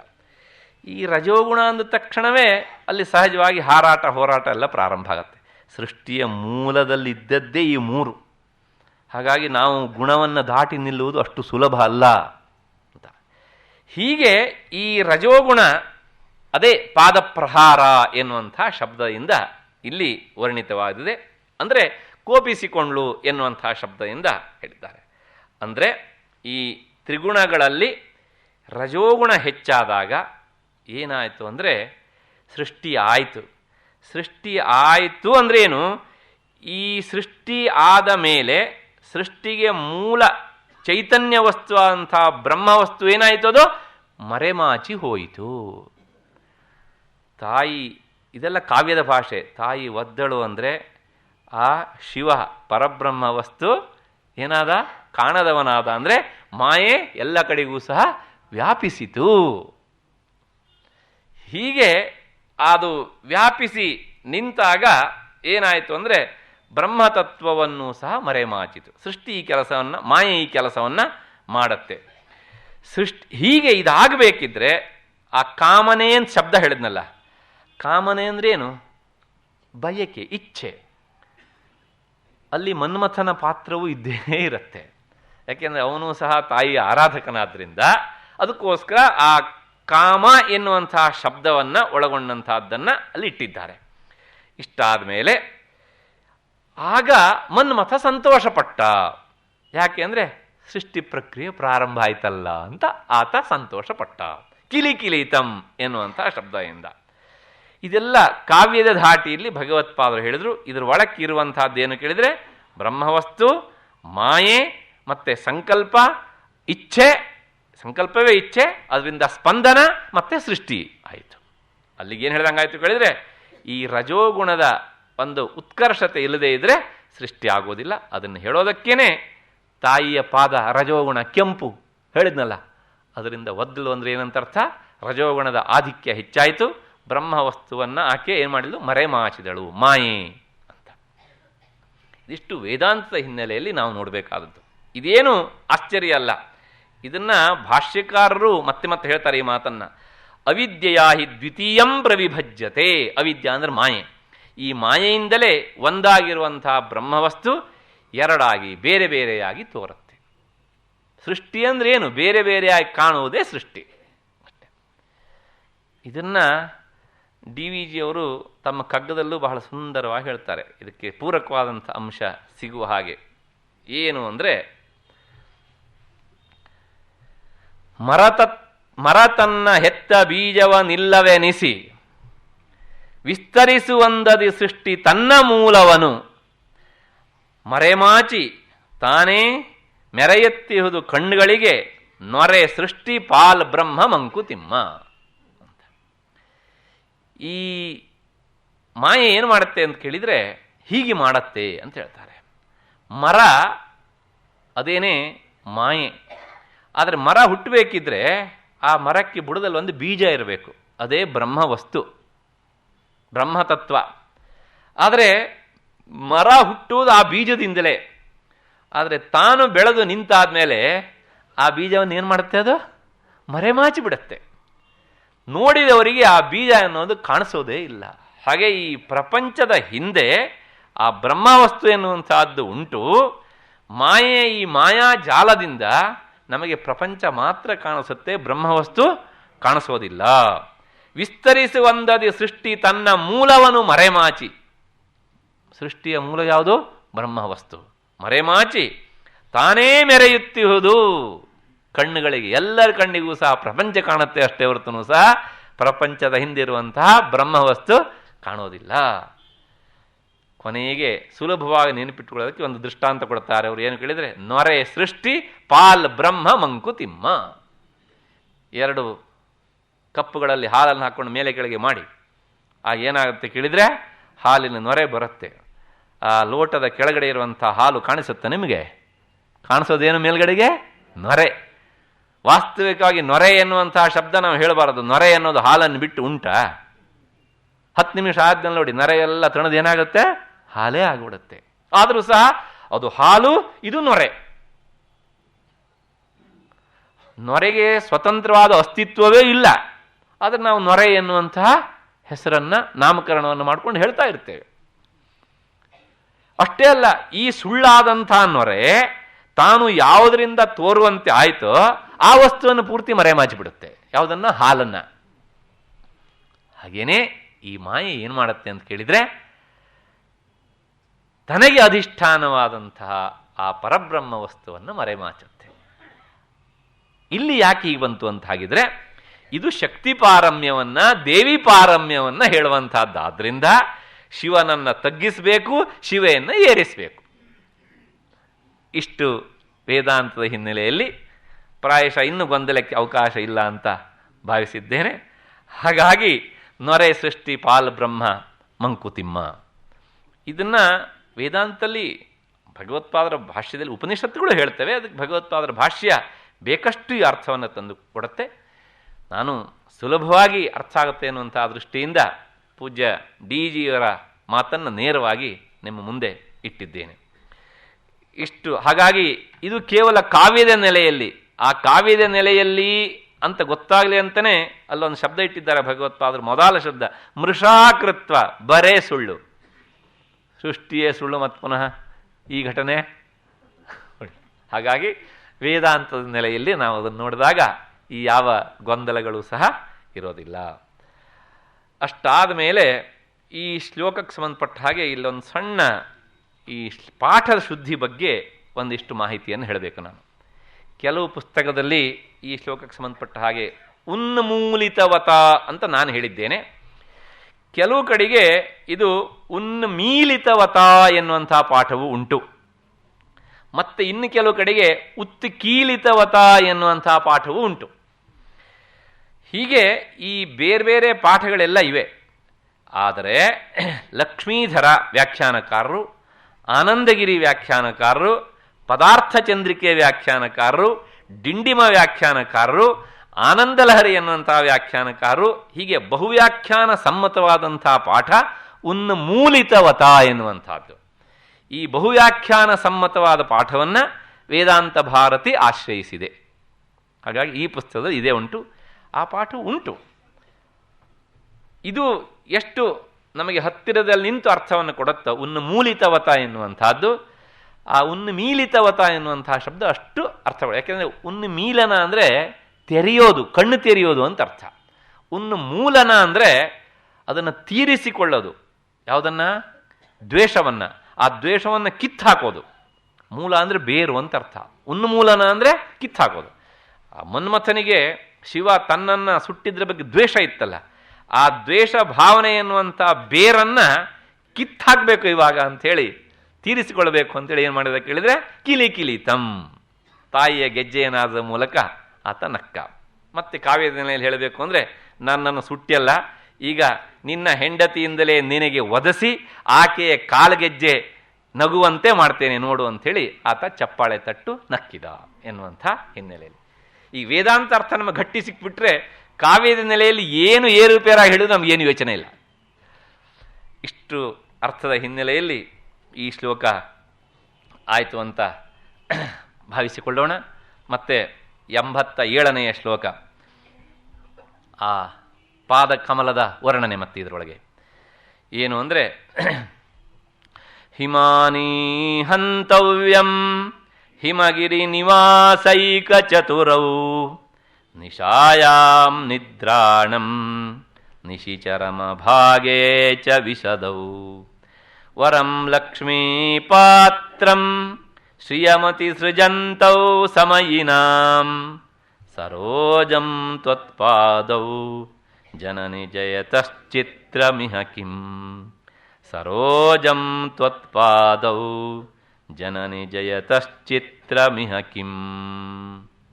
ಜನನಿ, ಹೇ ಲೋಕಮಾತೆ, ಹಿಮಗಿರಿ ನಿವಾಸೈಕ ಚತುರೌ, ಯಾವಾಗಲೂ ಆ ಹಿಮಾಲಯ ಪರ್ವತದಲ್ಲಿಯೇ ನೆಲೆಸಿರುವಂತಹ ನಿಶಿ, ರಾತ್ರಿಯಲ್ಲಿ ಚರಮಭಾಗೇ ಚ, ಅಂದರೆ ಆ ರಾತ್ರಿಯ ಚರಮ ಅಂದರೆ ಕೊನೆ. ರಾತ್ರಿಯ ಕೊನೆ ಯಾವುದು? ಬೆಳಗಿನ ಜಾವ, ಉಷಃಕಾಲ. ಆ ಉಷಃಕಾಲದಲ್ಲಿ ಮತ್ತು ಹಗಲಿನಲ್ಲಿ ಆ ಚ ಎನ್ನುವಂಥದ್ದು ಚರಮಭಾಗ ಅಂದರೆ ಉಷಃಕಾಲ, ಆ ಚ ಅನ್ನೋದ್ರಿಂದ ಹಗಲು ಮುಂದೆ. ಅಂದರೆ ರಾತ್ರಿಯಲ್ಲೂ ಉಷಃಕಾಲದಲ್ಲೂ ಹಗಲಿನಲ್ಲೂ ಅಂತ ಅರ್ಥ. ವಿಷದವು ಅರಳಿಕೊಂಡಿರುವಂತಹ ಮತ್ತು ಸಮಯಿನಾಂ ನಿನ್ನ ಭಕ್ತರಿಗೆ ಶ್ರಿಯಂ ಸಂಪತ್ತನ್ನು ಅತಿಸೃಜಂತೌ ಉಂಟು ಮಾಡಬಲ್ಲಂತಹ ತ್ವತ್ ಪಾದೌ ನಿನ್ನೆರಡು ಪಾದಗಳು ಹಿಮಾನಿ ಹಂತವ್ಯಂ ಅದೇನೇ ಕರ್ತೃಪದ, ತ್ವತ್ಪಾದೌ ಅದೇ ಕರ್ತೃಪದ, ಪಾದಗಳು ಅಂತರ್ಥ. ಹಿಮಾನಿ ಹಂತವ್ಯಂ ಹಿಮ ಸಮೂಹದಿಂದ ನಾಶವಾಗುವಂತಹ ಮೊದಲನೇದಿದು. ಎರಡನೇದು ನಿಶಾಯಾಂ ರಾತ್ರಿಯಲ್ಲಿ ನಿದ್ರಾಣಂ ಮುದುಡುವಂತಹ, ವರಂ ಶ್ರೇಷ್ಠವಾದ, ಲಕ್ಷ್ಮೀಪಾತ್ರಂ ಲಕ್ಷ್ಮಿಗೆ ಆಶ್ರಯವಾದ, ಸರೋಜಂ ಕಮಲವನ್ನು ಜಯತಃ ಜಯಿಸುತ್ತವೆ, ಇಹ ಹೀಗೆಂಬ ಈ ವಿಷಯದಲ್ಲಿ ಹೇಳಿಕೆಯಲ್ಲಿ ಮಾತಿನಲ್ಲಿ ಕಿಂ ಚಿತ್ರಂ ಏನು ತಾನೇ ಆಶ್ಚರ್ಯ, ಕ್ವಶನ್ ಮಾರ್ಕ್, ಅಂದರೆ ಏನೂ ಆಶ್ಚರ್ಯ ಇಲ್ಲ ಅಂತ ಅರ್ಥ. ಏನು ಇದರ ತಾತ್ಪರ್ಯ ಅಂದರೆ, ತಾಯಿ ಆ ಪಾರ್ವತಿಯ ಪಾದಗಳಲ್ಲವು, ಅವು ಪಾದ ಕಮಲಗಳು, ಪಾದ ಕಮಲ ಅಂತಲೇ ಹೇಳಬೇಕು. ಈ ಪಾದ ಕಮಲ ಎಲ್ಲಿ ಇರತ್ತೆ ಅಂತ ಕೇಳಿದರೆ ಹಿಮಗಿರಿ ನಿವಾಸೈಕ ಶರಣ ಚತುರವು, ಯಾವಾಗಲೂ ಹಿಮಾಲಯದಲ್ಲಿಯೇ ಇರತ್ತೆ ಈ ಕಮಲ, ಎರಡು ಕಮಲಗಳು ಸಹ. ಮತ್ತೆ ಇನ್ನೇನು ಮಾಡತ್ತೆ ಅಂದರೆ, ಇದು ರಾತ್ರಿಯಲ್ಲಿಯೂ ಅರಳತ್ತೆ, ಬೆಳಗಿನ ಜಾವದಲ್ಲೂ ಅರಳ್ಕೊಂಡಿರುತ್ತೆ, ಮತ್ತು ಹಗಲಿನಲ್ಲೂ ಸಹ ಅರಳ್ಕೊಂಡು ಇರುತ್ತೆ. ಇದು ಎರಡಾಯ್ತು. ಮೂರನೇದು, ಆ ಕಮಲವನ್ನು ಆರಾಧನೆ ಮಾಡುವವರಿಗೆ ನಿರಂತರ ಅವ್ರು ಕೇಳಿದ್ದನ್ನು ಅದು ಕೊಡ್ತಾ ಇರುತ್ತೆ. ಈ ಮೂರು ವಿಶೇಷವಾದ ಗುಣಗಳು ನಿನ್ನ ಪಾದಕಮಲಗಳಲ್ಲಿ ಇವೆ. ಇಷ್ಟಾದ ಮೇಲೆ ಈಗ ನಾವು ಸ್ವಲ್ಪ ಈ ಲೋಕದ ಕಮಲದ ಹೂವನ್ನು ವಿಚಾರ ಮಾಡಬೇಕು. ಇದು ಹೇಗಿದೆ ಅಂದರೆ ನಿಶಾಯಾಮ್ ಅಲ್ಲ, ಅದಕ್ಕಿಂತ ಮುನ್ನ ಹಿಮಾನಿ ಹಂತವ್ಯಂ. ಈ ಲೋಕದ ಕಮಲ ಸಾಮಾನ್ಯವಾಗಿ ಹಿಮಸೇಚನದಿಂದ ಅದು ಛಿದ್ರ ವಿಚ್ಛಿದ್ರ ಆಗಿಬಿಡುತ್ತೆ. ನಿಮಗೆ ಹೇಳಬೇಕು ಅಂದರೆ ಕಮಲದ ಹೂವನ್ನು ತಂದು ಫ್ರಿಜ್ಜಲ್ಲಿ ಮೇಲ್ಗಡೆ ಇಟ್ಟರೆ, ಮೇಲ್ಗಡೆ ಅಂದರೆ ಮೇಲ್ಗಡೆ ಅಲ್ಲ, ಒಳಗಡೆ ಐಸ್ ಮಾಡುವಂಥ ಕೊಠಡಿಯಲ್ಲಿ ಇಟ್ಟರೆ ಏನಾಗತ್ತೆ? ಅದು ಛಿದ್ರ ವಿಚ್ಛಿದ್ರ ಆಗತ್ತೆ. ಹಿಮಾಲಯಕ್ಕೆ ಹೋಗೋದು ಬೇಡ, ಇಲ್ಲೇ ನೋಡೋಣ. ಯಾಕೆಂದ್ರೆ ಈಗಂತೂ ಮನೆ ಮನೆಯಲ್ಲೂ ಈ ಹಿಮದ ಪೆಟ್ಟಿಗೆ ಇರುತ್ತಲ್ಲ, ಅದೇನಾಗತ್ತೆ? ಛಿದ್ರ ವಿಚ್ಛಿದ್ರ ಆಗಿಬಿಡುತ್ತೆ. ಹಾಗಾಗಿ ಶಬ್ದ ಉಂಟು ಹಿಮಾನಿ ಹಂತವ್ಯಂ, ಅದು ಹಿಮದಿಂದ ನಾಶವಾಗಿಬಿಡುತ್ತೆ. ಮತ್ತೆ ನಿಶಾಯಾಮ್ ನಿದ್ರಾಣಂ, ರಾತ್ರಿಯಲ್ಲಿ ಚಂದ್ರೋದಯವಾದಾಗ ಕಮಲ ಅದು ಮುದುಡಿಕೊಳ್ಳುತ್ತೆ. ಇದು ಎರಡನೇದು, ಅದರಲ್ಲಿರುವಂತಹ ಅನರ್ಹತೆ. ಮತ್ತೆ ಮೂರನೇದೇನು ಕೇಳಿದರೆ ಲಕ್ಷ್ಮೀ ಪಾತ್ರಂ, ಲಕ್ಷ್ಮಿಗೆ ಕುಳಿತುಕೊಳ್ಳೋದಕ್ಕೆ ಆಸನವಾಗಿದೆ ಅದು. ಈ ಮೂರನ್ನು ಬಿಟ್ಟರೆ ಲೋಕದ ಕಮಲದಲ್ಲಿ ಇನ್ನು ಯಾವುದೇ ಗುಣಗಳಾಗಲಿ ಅರ್ಹತೆಗಳಾಗಲಿ ಇಲ್ಲ. ಈಗ ನಿನ್ನ ಪಾದಕಮಲಕ್ಕೂ ಈ ಕಮಲಕ್ಕೂ ಸ್ವಲ್ಪ ನಾವು ಹೋಲಿಸಬೇಕು. ಲೋಕದ ಕಮಲ ಹಿಮಸೇಚನದಿಂದ ಛಿದ್ರ ವಿಚ್ಛಿದ್ರವಾಗತ್ತೆ. ಆದರೆ ನಿನ್ನ ಪಾದಕಮಲ ನಿರಂತರ ಹಿಮಗಿರಿಯಲ್ಲಿಯೇ ಓಡಾಡಿಕೊಂಡಿರತ್ತೆ, ಛಿದ್ರ ವಿಚ್ಛಿದ್ರ ಆಗೋದಿಲ್ಲ. ಇಲ್ಲೊಂದು ಧ್ವನಿ ಉಂಟು. ಯಾಕೆ? ನೀನು ಹುಟ್ಟಿದ್ದಲ್ಲಿ ಹಿಮಾಲಯ ಪರ್ವತದಲ್ಲಿ. ಹಾಗಾಗಿ ಆ ಹಿಮಾಲಯದ ಹಿಮ ನಿನಗೇನೂ ಮಾಡೋದಿಲ್ಲ. ಲೋಕದ ಕಮಲದಲ್ಲಿ ಇದನ್ನು ದಕ್ಕಿಸಿಕೊಳ್ಳುವಂಥ ಶಕ್ತಿ ಇಲ್ಲ, ಅದು ನಿನಗೆ ಮಾತ್ರ ಉಂಟು. ಇದು ಮೊದಲನೇದು. ನಾವು ಈಗ ಪರಸ್ಪರ ಹೋಲಿಕೆ ಮಾಡಬೇಕು. ಲೋಕದ ಕಮಲ ಹೇಗೆ ನಿನಗಿಂತ ಕೆಳಗೆ, ನಿನ್ನ ಪಾದ ಕಮಲಗಿಂತ ಹೇಗೆ ಕೆಳಗೆ ಅನ್ನೋದನ್ನು ನೋಡಬೇಕು. ಮತ್ತೆ ಎರಡನೇದು, ಲೋಕದ ಕಮಲ ರಾತ್ರಿಯಲ್ಲಿ ಮುದುಡಿಕೊಳ್ಳುತ್ತೆ, ನಿನ್ನ ಪಾದಕಮಲ ಅದು ಸದಾ ರಾತ್ರಿಯಲ್ಲೂ ಎಚ್ಚರವಾಗಿರುತ್ತೆ. ಯಾಕೆ ಅಂತ ಕೇಳಿದರೆ, ಈ ಚಂದ್ರೋದಯದಿಂದ ನಿನ್ನ ಪಾದಕಮಲಗಳು ಬಾಡೋದಿಲ್ಲ ಅಥವಾ ಅವು ಮುದುಡಿಕೊಳ್ಳೋದಿಲ್ಲ. ಲೋಕದ ಕಮಲ ಮುದುಡಿಕೊಳ್ಳುತ್ತೆ. ಮತ್ತಷ್ಟೇ ಅಲ್ಲ, ಲೋಕದ ಕಮಲ ಪ್ರಾತಃ ಕಾಲದಲ್ಲೂ ಅರಳೋದಿಲ್ಲ, ಸೂರ್ಯ ಉದಯ ಆದಾಗಲೇ ಆಗೋದು. ನಿಂದ ಹಾಂಗಲ್ಲ, ನೀನು ಆ ಬೆಳಗಿನ ಜಾವದಲ್ಲಿ, ಪ್ರಾತಃ ಕಾಲ ಅಂದರೆ ಉಷಃಕಾಲ ಅಂದರೆ ಬ್ರಾಹ್ಮೀ ಮುಹೂರ್ತ, ಸೂರ್ಯೋದಯಕ್ಕಿಂತ ಮುನ್ನವೂ ಸಹ ನಿನ್ನ ಪಾದ ಕಮಲ ಅರಳಿರುತ್ತೆ ಅನ್ನೋದಕ್ಕೆ ಅಲ್ಲೊಂದು ಯೋಗಶಾಸ್ತ್ರದ ಅರ್ಥ ಉಂಟು. ಆಗ ತಾಯಿಯ ಪಾದವನ್ನು ಧ್ಯಾನ ಮಾಡುವವರಿಗೆ, ಆ ಅರಳಿದ ಕಮಲವನ್ನು ಹೀಗೆ ಭಾವಿಸಿಕೊಂಡು ಧ್ಯಾನ ಮಾಡುವವರಿಗೆ ಅವರ ಮನಸ್ಸಿನ ಕಮಲವೂ ಅರಳುತ್ತೆ. ಹಾಗಾಗಿ ಸಮಯಿನಾಮ್ ಅಂತ ಶಬ್ದ ಉಂಟು ಅಲ್ಲಿ. ಎರಡಾಯಿತು. ಮತ್ತೆ ಸದಾ ಹಗಲಿನಲ್ಲಿಯೂ ಸಹ ನಿನ್ನ ಪಾದ ಕಮಲ ಅರಳಿಕೊಂಡು ಇರುತ್ತೆ. ಲೋಕದ ಕಮಲದಲ್ಲಿ ಇದಿಲ್ಲ, ಹಗಲಲ್ಲ ಮಾತ್ರ ಅರಳಿಕೊಂಡಿರುತ್ತೆ ಅದು. ಅಂದರೆ ಈ ಕಮಲಕ್ಕಿಂತ ನನ್ನಲ್ಲಿ ವಿಶೇಷವಾದಂಥ ಅರ್ಹತೆ ಗುಣಗಳಿವೆ ನಿನ್ನ ಪಾದ ಕಮಲಗಳಲ್ಲಿ ಅಂತ. ಮತ್ತೆ ಮೂರನೇದು, ಈ ಕಮಲ ಲಕ್ಷ್ಮಿಗೆ ಆಸನವಾಗಿರುವುದನ್ನು ಬಿಟ್ಟರೆ ಯಾರಾದರೂ ಹೋಗಿ ಆ ಕಮಲದ ಹತ್ರ ಏನಾದರೂ ಕೇಳಿದರೆ ಅದು ಕೊಡುತ್ತಾ? ಏನನ್ನೂ ಕೊಡೋದಿಲ್ಲ. ಮತ್ತೆ ಅದರಲ್ಲಿ ಕುಳಿತಂಥ ಲಕ್ಷ್ಮಿಯೋ ಅವಳು ಸಹ ಮನಸ್ಸು ಮಾಡೋದು ಕಷ್ಟ. ಆದರೆ ಹಾಗಲ್ಲ, ನಿನ್ನ ಪಾದ ಕಮಲ ನಿನ್ನ ಭಕ್ತರಿಗೆ ಕೇಳಿದ್ದೆಲ್ಲವನ್ನೂ ಕೊಡುತ್ತೆ. ಅಷ್ಟೇ ಅಲ್ಲ, ಆ ಲೋಕದ ಕಮಲ ಯಾವ ಲಕ್ಷ್ಮಿಯನ್ನ ತನ್ನಲ್ಲಿ ಕೂರಿಸಿಕೊಂಡಿದ್ದಾಳೋ ಅಂಥ ಲಕ್ಷ್ಮಿಯನ್ನ ನಿನ್ನ ಪಾದ ಕಮಲವೇ ಎತ್ತಿ ಕೊಡತ್ತೆ. ಅಂದರೆ ನಿನ್ನ ಭಕ್ತರಿಗೆ, ನಿನ್ನನ್ನು ಆರಾಧನೆ ಮಾಡುವವರಿಗೆ ನಿನ್ನ ಪಾದ ಕಮಲಗಳು ಸಕಲ ಸಂಪತ್ತನ್ನೂ ಕೊಡ್ತವೆ ಎನ್ನುವಂತಹ ಮಾತಿನ ಹಿನ್ನೆಲೆಯಲ್ಲಿ ಆ ಲೋಕದ ಕಮಲಕ್ಕಿಂತ 3 ಉತ್ಕೃಷ್ಟತೆಗಳು, ಉತ್ಕೃಷ್ಟ ಗುಣಗಳು ನಿನ್ನ ಪಾದ ಕಮಲದಲ್ಲಿ ಇವೆ ಅನ್ನೋದನ್ನು ಶ್ರಿಯಂ ಅತಿಸೃಜಂತವು ಅಂತ ಶಬ್ದ ಉಂಟು ಅಲ್ಲಿ. ಇದಕ್ಕೆ ಸಂಬಂಧಪಟ್ಟ ಹಾಗೆ, ಹೇಗೆ ಶ್ರಿಯಂ ಅಂದರೆ ಲಕ್ಷ್ಮಿ, ಅತಿಸೃಜಂತವು ಅಂದರೆ ಆಕೆಯನ್ನು ಸೃಷ್ಟಿ ಮಾಡಿ ಕೊಡ್ತಾಳೆ. ಲೋಕದ ಈ ಕಮಲದಲ್ಲಿ ಕುಳಿತಂಥ ಲಕ್ಷ್ಮಿ ಸಂಪತ್ತನ್ನು ಕೊಡದೇ ಇದ್ರಿ ಏನಂತೆ, ನಿನ್ನ ಪಾದ ಕಮಲವೇ ಸಂಪತ್ತನ್ನು ಸೃಷ್ಟಿ ಮಾಡಿ ಕೊಡತ್ತೆ ಅಂತ ಧ್ವನಿ. ಅದಕ್ಕೆ ಇಲ್ಲಿ ಒಂದೆರಡು ಉದಾಹರಣೆಗಳನ್ನು ಕೊಡ್ತಾರೆ ವ್ಯಾಖ್ಯಾನಕಾರರು. ಏನು ಅಂದರೆ, ಶ್ರಿಯಮತಿ ಸೃಜಂತವು, ಲಕ್ಷ್ಮಿಯನ್ನು ಕೊಡ್ತೀಯೇ, ಅಪೇಕ್ಷಿಸಿದ್ದಕ್ಕಿಂತ ಹೆಚ್ಚನ್ನು ಕೊಡ್ತೀಯ ನೀನು ಎನ್ನುವಂಥ ಒಂದು ಮಾತು ಸಹ ಬರುತ್ತೆ.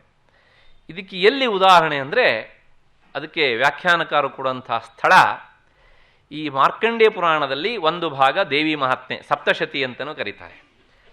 ಅಲ್ಲಿ ಸುರಥ ಮತ್ತು ಸಮಾಧಿ, ಸುರಥ ಎನ್ನುವಂತಹ ಒಬ್ಬ ರಾಜ, ಸಮಾಧಿ ಎನ್ನುವಂತಹ ಒಬ್ಬ ವೈಶ್ಯ, ಇವರಿಬ್ಬರೂ ಒಬ್ಬ ರಾಜ್ಯಭ್ರಷ್ಟ, ಇನ್ನೊಬ್ಬ ಮನೆಯಿಂದ ಭ್ರಷ್ಟನಾಗಿ ಆ ಸುಮೇಧಸ್ ಎನ್ನುವಂತಹ ಋಷಿಯ ಆಶ್ರಮದ ಹತ್ರ ಬರ್ತಾರೆ.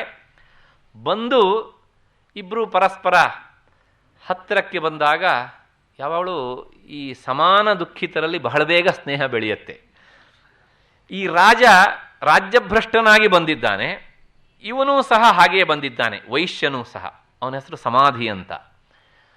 ಕೊನೆಗೆ ಪರಸ್ಪರ ಹಂಚ್ಕೊಂಡು ನಿನ್ನ ಕತೆ ಏನು ಅಂತ ಇವನು ಕೇಳಿದ, ನನ್ನ ಕತೆ ಹೀಗೆ, ಮತ್ತು ನನ್ನ ಹೆಂಡತಿ ಮಕ್ಕಳು ನನ್ನನ್ನು ಹೀಗೆ ತಿರಸ್ಕಾರ ಮಾಡಿದರು ಅಂತ ಆತ, ನಾನು ರಾಜ್ಯ ಕಳ್ಕೊಂಡಿದ್ದೇನೆ ಅಂತ ಈ ರಾಜ ಹೇಳಿಕೊಂಡು ಆದಮೇಲೆ ಹತ್ತಿರದಲ್ಲೇ ಏನೋ ಒಂದು ಆಶ್ರಮ ಕಂಡ ಹಾಗಾಯ್ತಲ್ಲ ಅಂತ ಹೇಳಿ ಅಲ್ಲಿಗೆ ಹೋಗ್ತಾರೆ. ಅಲ್ಲಿ ಸುಮೇಧಸ್ ಎನ್ನುವಂಥ ಮಹರ್ಷಿ ಹತ್ರ ತಮ್ಮ ದುಃಖವನ್ನೆಲ್ಲ ಹೇಳ್ಕೊಳ್ತಾರೆ. ಹೇಳ್ಕೊಂಡಾದಮೇಲೆ ಆ ಸುಮೇಧಸ್ ಎನ್ನುವಂಥ ಮಹರ್ಷಿ ಇಬ್ಬರಿಗೂ ಒಂದು ಮಾತನ್ನು ಹೇಳ್ತಾರೆ. ಏನು ಅಂದರೆ, ತಾಮುಪೈಹಿ ಮಹಾರಾಜ ಶರಣಂ ಪರಮೇಶ್ವರೀಂ, ನಿಮ್ಮ ಸಮಸ್ಯೆ ಪರಿಹಾರ ಆಗಬೇಕು ಅಂದರೆ ಆ ಜಗದೀಶ್ವರಿಗೆ ನೀವು ಶರಣು ಹೋಗಬೇಕು. ಅಷ್ಟೇ ಅಲ್ಲ, ಆರಾಧಿತಾ ಸೈವ ನೃಣಾಂ ಭೋಗ ಸ್ವರ್ಗಾಪವರ್ಗದ, ನೀವು ಆಕೆಯನ್ನು ಆರಾಧನೆ ಮಾಡಿದರೆ ನಿಮಗೆ ಈ ಭೌತಿಕ ಪ್ರಪಂಚದ ಭೋಗ ಮತ್ತೆ ಸ್ವರ್ಗ ಅದೂ ಬೇಡ ಅಂತಾದರೆ ಅಪವರ್ಗ ಮೋಕ್ಷ, ಈ ಎರಡೂ ಸಹ ನಿಮ್ಮ ಕೈಯಲ್ಲಿ ಇರುತ್ತೆ. ಆಮೇಲೆ ಆಯ್ಕೆ ನೀವು ಮಾಡ್ಕೊಳ್ಬೇಕು. ಹಾಗಾಗಿ ಆಕೆಯನ್ನು ಆರಾಧನೆ ಮಾಡಿ ಅಂತ ಆ ಸುಮೇಧಸ್ ಮತ್ತು ಋಷಿ ಸಮಾಧಿಗೂ ಮತ್ತು ಸುರತನಿಗೆ ಹೇಳಿದಾಗ ಅವರು ನಿರಂತರ 1 ವರ್ಷಗಳ ಕಾಲ ಆ ನದೀ ತೀರದಲ್ಲಿ ತಾಯಿಯ ವಿಗ್ರಹವನ್ನು ಮಾಡಿ ಪುಲಿನದಲ್ಲಿಯೇ ಆಕೆಯನ್ನು ಆರಾಧನೆ ಮಾಡ್ತಾರೆ.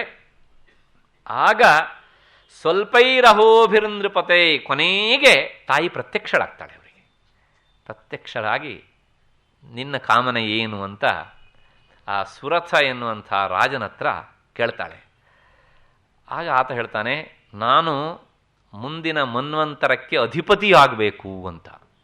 ಮನ್ವಂತರದ ಅವಧಿ ಹೇಳಿದ್ದೀನಿ ನಾನು, 30 ಲಕ್ಷದ ಮತ್ತು 30 ಕೋಟಿ 67 ಲಕ್ಷದ 30,000, ಇದಿಷ್ಟು ಕಾಲವನ್ನು ನಾನು ಆಳಬೇಕು ಅಂತ ಹೇಳಿದ. ಆಗ ತಕ್ಷಣ ಹೇಳ್ತಾಳೆ, ತಾಮುಪೈಹಿ ಮಹಾರಾಜ ಸ್ವಲ್ಪೈರಹೋಭಿರ್ನೃಪತೆ ಸಾಮ್ರಾಜ್ಯಂ ಪ್ರಾಪ್ಸ್ಯತೆ ಭವಾನ್ ಹತ್ವಾ ರಿಪೂನ ಸ್ಖಲಿತಂ ತವ ತತ್ರ ಭವಿಷ್ಯತಿ. ಇನ್ನು ಕೆಲವು ದಿನಗಳಲ್ಲಿ ನೀನು ನಿನ್ನ ಈ ಕಳ್ಕೊಂಡಂತಹ ರಾಜ್ಯವನ್ನು ಪಡಿತೀಯೇ. ಪಡೆದಾದ್ಮೇಲೆ ನೀನು ಕೆಲವು ದಿವಸ ಈ ರಾಜ್ಯ ಸುಖವನ್ನು ಅನುಭವಿಸಿ ನಿನ್ನ ಭೌತಿಕ ದೇಹವನ್ನು ಬಿಟ್ಟಾದ್ಮೇಲೆ ಮತ್ತೆ ಮುಂದಿನ ಜನ್ಮದಲ್ಲಿ ನಿನಗೆ ಸಾವರ್ಣಿ ಸೂರ್ಯನ ಮಗನಾಗಿ ನೀನು ಈ ಮನ್ವಂತರದ ಅಧಿಪತಿ ಆಗ್ತೀಯೇ. ಮುಂದಿನ ಮನ್ವಂತರಕ್ಕೆ ಅವನೇ ಅಧಿಪತಿ. ನಾವು ಈ ವಯೋಸತ ಮನ್ವಂತರದಲ್ಲಿ ಇದ್ದೇವೆ, ಮುಂದೆ ಬರುವವನು ಅವನೇ 8ನೇ ಅಧಿಪತಿ. ಸತ್ಯ, ಆ ಮನ್ವಂತರದ ಲೆಕ್ಕಾಚಾರ ಹಾಕಿದಾಗ ನಮಗೆ ಅದೇ ಬರುತ್ತೆ. ಹೀಗೆ ಮೃತಶ್ಚ ಭೂಯಸ್ ಸಂಪ್ರಾಪ್ಯ, ನೋಡಿ ಮುಂದಿನ ಶಬ್ದ ಅಲ್ಲುಂಟು, ಮೃತಶ್ಚ ಭೂಯಸ್ ಸಂಪ್ರಾಪ್ಯ ಜನ್ಮ ದೇವಾತ್ ವಿವಸ್ವತಃ, ವಿವಸ್ವಾನ್ ಅಂದರೆ ಸೂರ್ಯ, ಅವನಿಂದ ಜನ್ಮವನ್ನು ಪಡೆದು ಸಾವರ್ಣಿಕೋ ಮನುರ್ನಾಮ, ಆ ಸಾವರ್ಣಿ ಎನ್ನುವಂಥ ಹೆಸರಿನಿಂದ ಭವಾನ್ ಭುವಿ ಭವಿಷ್ಯತಿ, ನೀನು ಮನ್ವಂತರದ ನಿಯಾಮಕನಾದಂಥ ದೇವತೆ ಆಗ್ತೀಯ. ಇದಕ್ಕೆ ಕಾರಣ ನನ್ನ ಅನುಗ್ರಹ ನಿನ್ನ ಮೇಲಿದೆ. ಶ್ರಿಯಂ ಅತಿಸೃಜಂತವು ಅಂತ. ಆ ಸಮಾಧಿ ಎನ್ನುವಂಥ ವೈಶ್ಯ ಏನು ಕೇಳಿದ ಅಂದರೆ, ಆತ ನಿನಗೇನು ಬೇಕಪ್ಪ ಅಂತ ಕೇಳಿದಾಗ, ವೈಶ್ಯವರ್ಯ ತ್ವಯಾಯಶ್ಚ ವರೋ ಅಸ್ಮತ್ತೋಭಿವಾಂಛಿತ ತಂ ಪ್ರಯಚ್ಛಾಮಿ ಸಂಸಿದ್ಧೈ ತವ ಜ್ಞಾನಂ ಭವಿಷ್ಯತಿ. ಆತ ಹೇಳ್ತಾನೆ, ನನಗೆ ಈ ರಾಜ್ಯ ಈ ಮನೆ ಇದು ಯಾವುದು ಬೇಡ, ನನಗೆ ಸಾಕಾಗೋಗಿದೆ ಇದು. ಹಾಗಿದ್ರೆ ನನಗೆ ತಾಯಿ ಮೋಕ್ಷಕ್ಕೆ ಅರ್ಹನನ್ನಾಗಿ ಮಾಡು ಅಂತ ಕೇಳಿದ. ಎಂಥ ಬಲವಾದ ಸಂಸ್ಕಾರ ನೋಡಿ ಅವನಿಗೆ. ಆಗ ತಾಯಿನೇ ಹೇಳ್ತಾಳೆ, ಈ ಕ್ಷಣಕ್ಕೆ ನನಗೆ ಸಾಧ್ಯ ಇಲ್ಲ. ಯಾಕೆಂದರೆ ಮೋಕ್ಷಕ್ಕೆ ಹೋಗುವವನಿಗೆ ಒಂದು ಬಲವಾದ ಒಂದು ಅರ್ಹತೆ ಬೇಕು. ಏನೆಂದರೆ ಅದಕ್ಕೆ ಬೇಕಾದಂಥದ್ದು ಜ್ಞಾನ. ನಹಿ ಜ್ಞಾನೇನ ಸದೃಶಂ, ಈಗ ಸದ್ಯಕ್ಕೆ ನಿನಗೆ ಅದು ಕೊರತೆ ಉಂಟು. ಹಾಗಾಗಿ ನಾನು ಮೊದಲು ನಿನಗೆ ಏನು ಕೊಡ್ತೇನೆ ಕೇಳಿದರೆ, ವರಹ ತೋ ಅಭಿವಾಂಚಿತ ತಂ ಪ್ರಯಚ್ಛಾಮಿ ಸಂಸಿದ್ಧೈ ತವ ಜ್ಞಾನಂ ಭವಿಷ್ಯತಿ. ಮೊದಲು ನಾನು ನಿನಗೆ ಆ ಜ್ಞಾನ ಸಿದ್ಧಿ ಆಗುವ ಹಾಗೆ ನಿನ್ನ ಬುದ್ಧಿಯ ಸ್ವಚ್ಛತೆಯನ್ನು ಮಾಡಲಿಕ್ಕೆ ಏನು ಬೇಕೋ ಹಾಗೆ ಅನುಗ್ರಹ ಮಾಡ್ತೇನೆ. ಆ ಶುದ್ಧವಾದ ಬುದ್ಧಿಯಲ್ಲಿ ಜ್ಞಾನ, ಆ ಜ್ಞಾನ ಎನ್ನುವಂತಹ ಕನ್ನಡಿಯಲ್ಲಿ ಏನಾಗುತ್ತೆ, ಬ್ರಹ್ಮತತ್ವದ ಸ್ಫುರಣ ಆಗತ್ತೆ. ಆಗ ನಿನಗೆ ಮೋಕ್ಷ. ಹಾಗಾಗಿ ಆ ಮೋಕ್ಷಕ್ಕೆ ಬೇಕಾದಂಥ ಪ್ರಥಮ ಸೋಪಾನ ಅಂದರೆ ಇವತ್ತು ನಾವು ಹೇಳುವಂಥದ್ದು ಕೊನೆಯ ಸೋಪಾನ. ಅದು ಆ ಜ್ಞಾನವನ್ನು ನಿನಗೆ ನಾನು ಮೊದಲು ಕರುಣೆ ಮಾಡ್ತೇನೆ. ಅದರಿಂದ ನಿನಗೇನಾಗುತ್ತೆ ಕೇಳಿದರೆ ಮುಂದಿನ ಜನ್ಮದಲ್ಲಿ ನಿನಗೆ ನಿನ್ನ ಅಪೇಕ್ಷೆ ಈಡೇರುತ್ತೆ. ಸಂಸಿದ್ಧಿ ಅನ್ನೋದಕ್ಕೆ ಅರ್ಥ ಮೋಕ್ಷ ಅಂತ ಅರ್ಥ. ಸಂಸಿದ್ಧೈ, ಆ ಮೋಕ್ಷಕ್ಕೋಸ್ಕರ ಜ್ಞಾನಂ ಭವಿಷ್ಯತಿ, ನಿನಗೆ ಜ್ಞಾನ ಎನ್ನುವಂಥದ್ದು ಸಿಗತ್ತೆ ಎನ್ನುವಂಥ ಆಶ್ವಾಸನೆಯನ್ನು ತಾಯಿ ಹೀಗೆ ಕೊಡ್ತಾಳೆ. ಅವರು ಮಾಡಿದ್ದು ಕೇವಲ 1 ವರ್ಷಗಳ ಕಾಲ ಮಾತ್ರ. ನದಿ ತೀರದಲ್ಲಿ 1 ವರ್ಷ ತಾಯಿಯನ್ನು ಆರಾಧನೆ ಮಾಡಿದ್ದಾರೆ. ಅವರಿಗೆ ಹೀಗೆ ಅಪೇಕ್ಷಿಸಿದ್ದಕ್ಕಿಂತ ಹೆಚ್ಚು ಫಲ ಸಿಕ್ಕಿತು ಎನ್ನುವಂಥ ಹಿನ್ನೆಲೆಯಲ್ಲಿ ಈ ಶ್ಲೋಕದ ತಾತ್ಪರ್ಯವನ್ನು ಇಲ್ಲಿಗೆ ನಿಲ್ಲಿಸೋಣ. ಮತ್ತು ಇನ್ನೂ ಒಂದು ಸ್ವಲ್ಪ ಚೂರುಪಾರು ಉಂಟು, ಆದರೆ ಕಾಲ ನಮ್ಮನ್ನು ಇಂದಿನ ಸಮಯ ಆಯಿತು ಅಂತ ಹೇಳ್ತಾ ಇದೆ. ಹಾಗಾಗಿ ನಾಳೆ ದಿವಸ ಸೇರಿದಾಗ ಮತ್ತೆ ಮುಂದಿನ ಶ್ಲೋಕವನ್ನು ನೋಡೋಣ. ಅಲ್ಲಿವರೆಗೆ ನಿಮಗೆಲ್ಲ ನಮಸ್ಕಾರ ಮತ್ತು ಕೃತಜ್ಞತೆಗಳು.